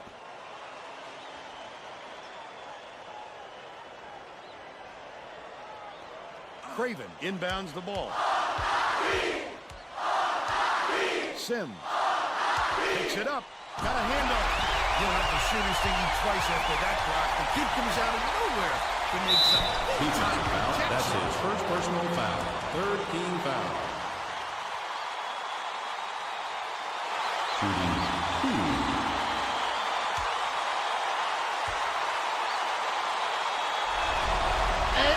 Can't sink the first.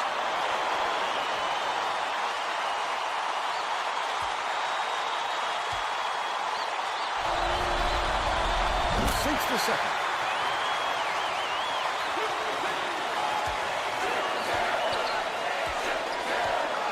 Missouri, Kansas City calls timeout. They're down by 8. 2:13 left in the game.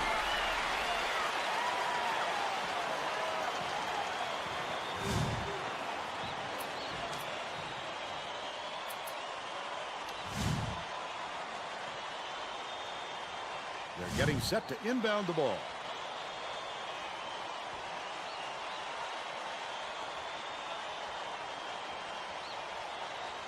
Koger inbounds the ball. The steal by the away team. I'd love to see that. He was looking around and such a deep run.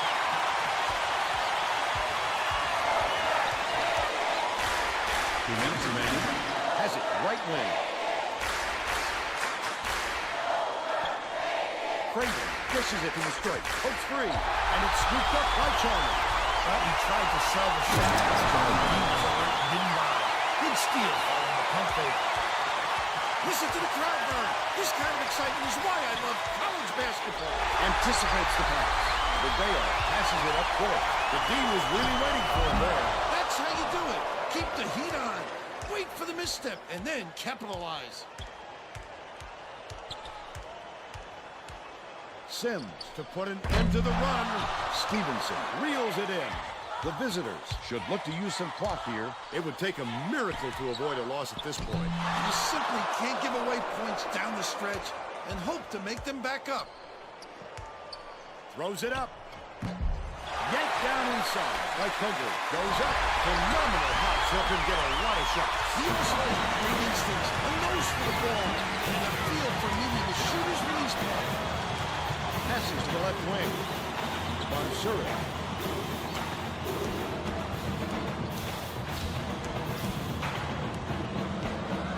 Chalmers gets it on the elbow. Passes far side.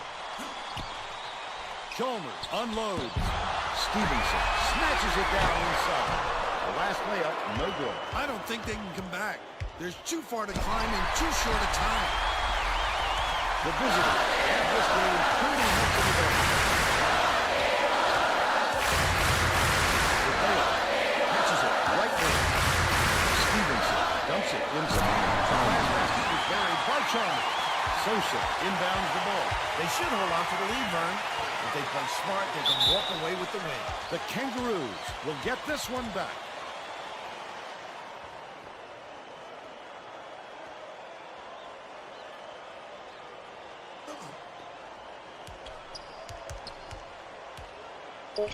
Right wing. Tosses it up. Misses it. There's the buzzer. The visitors knock off Missouri, Kansas City, 38-24. They're conference champions. And now it's time to show you our player of the game.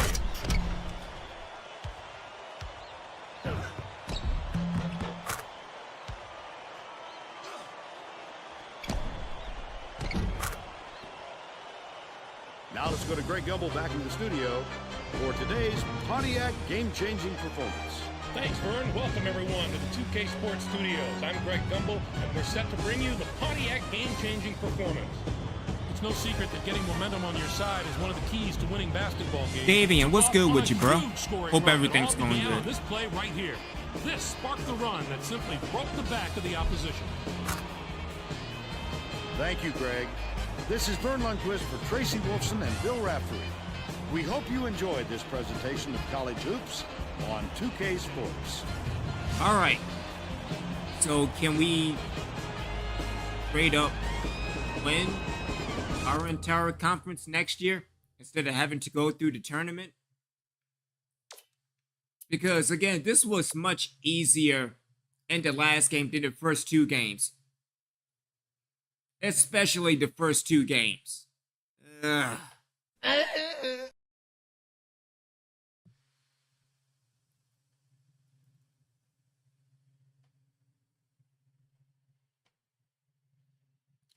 But again, 2 double points in Chalmers and Montserrat. Coppin-Rath has 7. I don't know what's going on with Fideo and Stevenson. I mean, no points, but again, 8 rebounds for Fideo and 3 for Stevenson. I don't know. I think maybe we could probably move Stevenson, although bad things is going to happen again. Especially if we face that state up in Washington. Let's get out of here.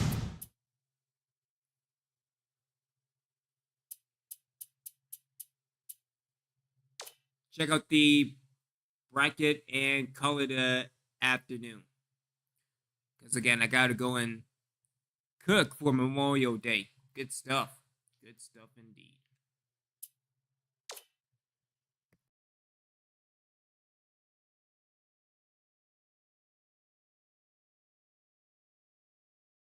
Good evening, everyone. I'm Greg Gumbel at the anchor desk with my partner Clark Kellogg, bringing you the 2K Sports NCAA Selection Show. We're all set to show you the seedings and pairings, so get out your bracket sheet, get those pencils ready. Here are the basics. Of the 65 available tournament bids, 31 are automatically given to conference champions. The tournament committee hands out the remaining 34 bids on an at-large basis. An opening round game will take place on Tuesday night to narrow the field to 64 teams. But before we unveil the brackets for this season, here's a look at the final top 25 media poll of the season. There's one big change you'll notice in the rankings. A new team has made the top 25 this week. The Cincinnati Bearcats debut in the poll as the number 25 team. The poll voters have had their say in the national ranking since November, but the time has come to hand over the reins to the selection committee. It's time to talk about the topic that has a lot of players and coaches holding their breath right now, the NCAA tournament bubble. These are the 10 teams that aren't worried as much about where they'll be playing as if they'll be playing. Clark, who jumps out at you there? LSU should be considered among the best of the major conference teams not holding an automatic bid. But there are plenty of non-power conference teams knocking on the door that may prevent them from getting an invitation. You got that right, and who else might be in the same position? UTEP can make a case as to why they deserve a tournament bid.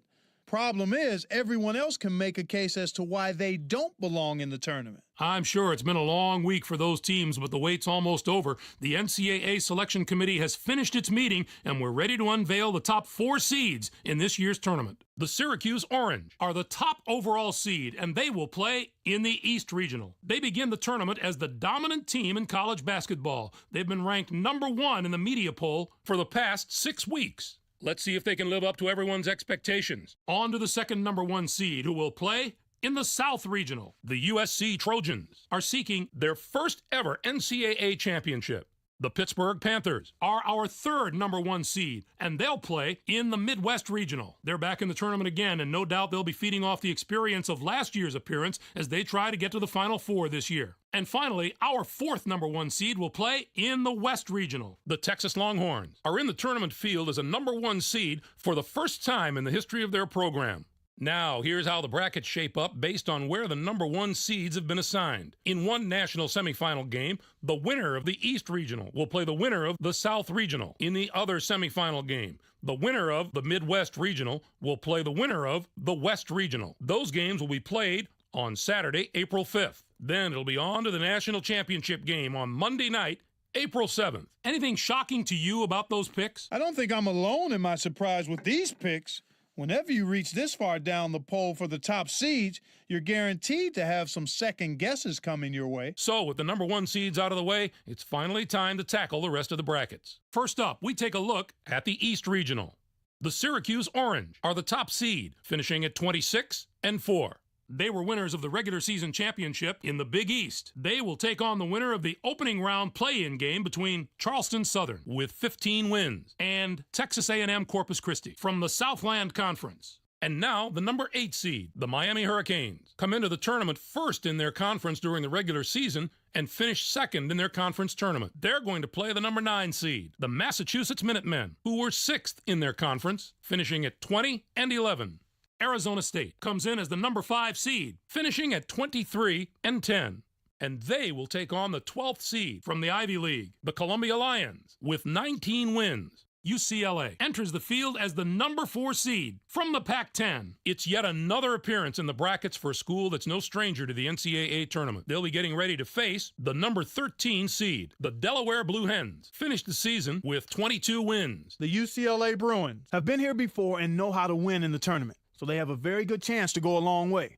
The memory of their last trip to the Final Four is still fresh in their minds, and you can't put a price on that kind of experience, even for the guys who were just watching from the bench last time around. I think that gives them a huge edge. The Cincinnati Bearcats are in as the number 6 seed. They'll be taking on the number 11 seed, the Portland Pilots, with 24 wins. Wisconsin comes in as the number 3 seed, finishing at 24-7. North Carolina A&T comes in to face them at number 14 with 23 wins in the tournament championship of the MEAC. Our number 7 seed is from Conference USA. The Houston Cougars had a tremendous year that included a regular season championship. They are going to play the number 10 seed, the LSU Tigers, who were semifinalists in their conference tournament, finishing at 22-11.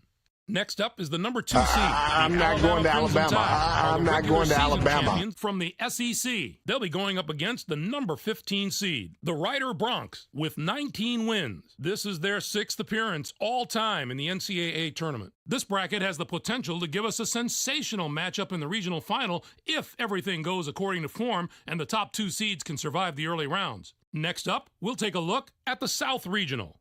The USC Trojans are the top seed, finishing at 25-6. They were winners of the regular season championship in the Pac-10. They'll take on the away team, the number 16 ranked team. This is their 3rd appearance ever in the NCAA tournament. Iowa State comes in as the number 8 seed, finishing at 20-13. Nebraska comes in to face them at number 9 with 19 wins and a legion of loyal fans just dying for some tournament success. Southern Miss enters the field as the number 5 seed from Conference USA. This is their 3rd appearance all time in the NCAA tournament. They'll be getting ready to face the number 12 seed, the Michigan State Spartans, finished the season with 22 wins. The Southern Miss Golden Eagles are a team that is just so powerful and strong up front. I would put their front court up against just about any other teams in the nation right now. It's always good to have strong guard play, but if you ask most coaches, I guarantee you they take the good big man over the good little man most times. Their interior play should serve them very well in this competition. Kansas comes in as the number 4 seed, finishing at 22-8. And they'll take on the 13th seed from the Southern Conference, the Davidson Wildcats, with 24 wins. And now the number 6 seed, the Florida State Seminoles, come into the tournament after finishing 2nd in their conference during the regular season and were semifinalists in their conference tournament. They are going to play the number 11 seed, the Gonzaga Bulldogs, who were semifinalists in their conference tournament, finishing at 25-6. The St. Joseph's Hawks are in as the number 3 seed. They'll be taking on the number 14 seed. Next up is the number 7 seed. The Ohio State Buckeyes have established themselves as one of the best teams from the Big Ten. They'll be going up against the number 10 seed, the Colorado Buffaloes, with 21 wins. This will be their 11th appearance in the NCAA tournament in the history of their school. Our number 2 seed is from the Big East. The Louisville Cardinals were rewarded for their outstanding play this season with an at-large bid and a ticket to the big dance. They're going to play the number 15 seed, the Albany Great Danes, who came in first in their conference tournament, finishing at 19-11. Looking into the future a little bit, this bracket looks poised for a titanic matchup in the regional final. If the top 2 seeds can take care of business in the first 3 rounds, we have the possibility of a classic Elite 8 meeting. On to our third bracket of the day. Let's take a look at the Midwest Regional. The Pittsburgh Panthers are the top seed, finishing at 28-6. They were conference tournament champions in the Big East. They'll take on the Southern Jaguars, the number 16 ranked team. This will be their 8th appearance all time in the NCAA tournament. Our number 8 seed is from the Pac-10. The Oregon Ducks were rewarded for their outstanding play this season with an at-large bid and a ticket to the big dance. They're going to play the number 9 seed, the Georgetown Hoyas, who were semifinalists in their conference tournament, finishing at 19-13. The Vanderbilt Commodores are in as the number 5 seed. They'll be taking on the number 12 seed, the Creighton Blue Jays, with 24 wins. Texas A&M enters the field as the number 4 seed from the Big 12. This marks their 13th appearance all time in the NCAA tournament. They'll be getting ready to face the number 13 seed, the Samford Bulldogs. Finished the season with 22 wins. The Texas A&M Aggies are a team I love watching play. They've been one of the highest scoring teams in the country, and I don't see any reason for them to slow down during the tournament. If they can dictate the tempo of a game and force the other team to run with them, they are very hard to deal with. I wouldn't put it past these guys to make a run this year. Clemson comes in as the number 6 seed, finishing at 26-8. And they take on the 11th seed from the MAC, the Western Michigan Broncos, with 26 wins. And now the number 3 seed, the Kentucky Wildcats, come into the tournament after finishing second in their conference during the regular season and were winners of their conference tournament. They are going to play the number 14 seed, the Louisiana Lafayette Ragin' Cajuns, who came in first in their conference tournament, finishing at 19-12. Next up is the number 7 seed. The Old Dominion Monarchs are the regular season champions from the Colonial Athletic Association. They'll be going up against the number 10 seed, the Utah Utes, with 23 wins. They return once more to the very familiar surroundings of the NCAA tournament. Cal comes in as the number 2 seed, finishing at 23-8. Monmouth comes in to face them at number 15 with 22 wins in the tournament and regular season championships of the Northeast Conference. Some of the lower seeds in this bracket have the ability to not only compete with the high seeds, but win a few games. The potential for a Cinderella or two in this bracket is definitely there. And finally, let's have a look at the West Regional. The Texas Longhorns are the top seed, finishing at 25-7.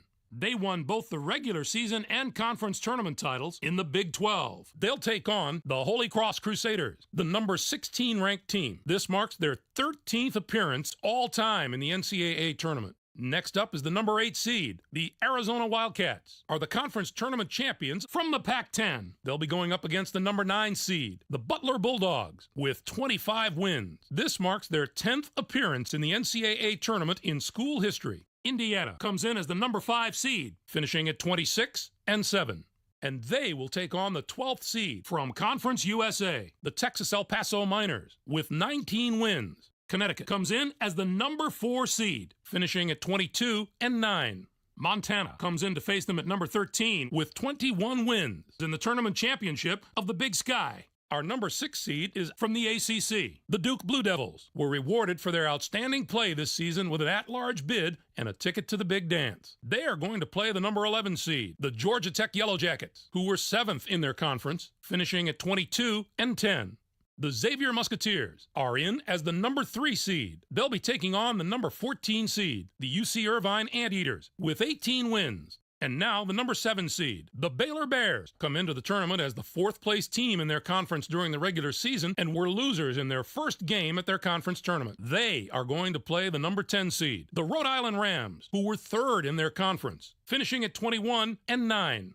West Virginia enters the field as the number 2 seed from the Big East. This will be their 26th appearance ever in the NCAA tournament. They'll be getting ready to face the number 15 seed. The Utah State Aggies finished the season with 19 wins. The West Virginia Mountaineers are going to provide serious matchup problems to any team that doesn't have depth and defensive ability at both guard spots. They have outstanding backcourt play at both ends of the court. It's the main reason they've made it this far, and they're going to have to maintain that form if they want to do some damage in this tournament. It's the first question every selection Sunday. Which is the toughest bracket? Well, this bracket looks to me like it wins that prize this year. Not only are the top seeds strong, the lower seeds can be dangerous as well. What are your thoughts on our top 16 seeds, Clark? Maybe I haven't agreed with the selection committee every year, but I think they did a great job this time. The top 16 looked just about right to me. West Virginia has just as much firepower as a few of those number 1 seeds, and I think they'll be around longer than a few of them as well. They are a tough team. Now, let's bring the conference picture into focus. The Big East gets 7 teams. The Big 12 with 7. 6 out of the Pac-10. The ACC gets 5 teams. What a down year for the non-power conferences. We're used to seeing at least one of those conferences compete on the level of the power conferences, but not this year. It's too bad we didn't see more small conference schools in the tournament. None of those conferences got more than 1 team in the tourney, and I don't expect any David and Goliath stories out of the teams that did get in. I'm surprised there were so few bids for the teams in the Mountain West Conference. It was an especially disappointing year for that conference. Usually you can count on a few of the nation's elite teams coming out of there, but this was a season where very few of those teams could maintain any type of positive momentum. Let's come back to the bubble teams that we mentioned earlier in the show and see which of the teams were able to get into the tournament. Gonzaga must feel like a weight was lifted off its shoulders, but now the real challenge begins. Making a strong run in the tournament will justify the bid while proving the naysayers wrong. While they start prepping for their first-round games, the 5 teams on the other side of the page will be full-time students again. Tennessee just didn't do enough in the latter part of the season to warrant that bid. It's really too bad because I like a lot of the things they bring to the table, but I have no doubt they'll be back next year. Thanks, Clark. I'm sure that this year will provide us with all the thrills and excitement that we've come to expect from the tournament. Greg, it's going to be a fantastic tournament. We've got an outstanding field and a lot of sensational players. I guarantee there are some memorable moments soon to come. For my partner Clark Kellogg and for all of us here in the 2K Sports Studios, I'm Greg Gumbel. Thanks for joining us on the NCAA Selection Show, brought to you by State Farm, the #1 auto insurer. Enjoy all the excitement of the NCAA tournament. All right. USC in the first round of the NCAA tournament. I'm going to collapse now because, yeah, every year, and it's going to get worse and worse every year. Shout out to all the original ones. Shout out to Dro Davian, man. Shout out to Davian. Much love and respect towards him and the rest of the original ones, as I will be back tomorrow with the first round of the NCAA tournament and Reapers basketball, which, it's... Oh boy, it's going to be a long one. Enjoy the rest of your Saturday. And as always, stay original.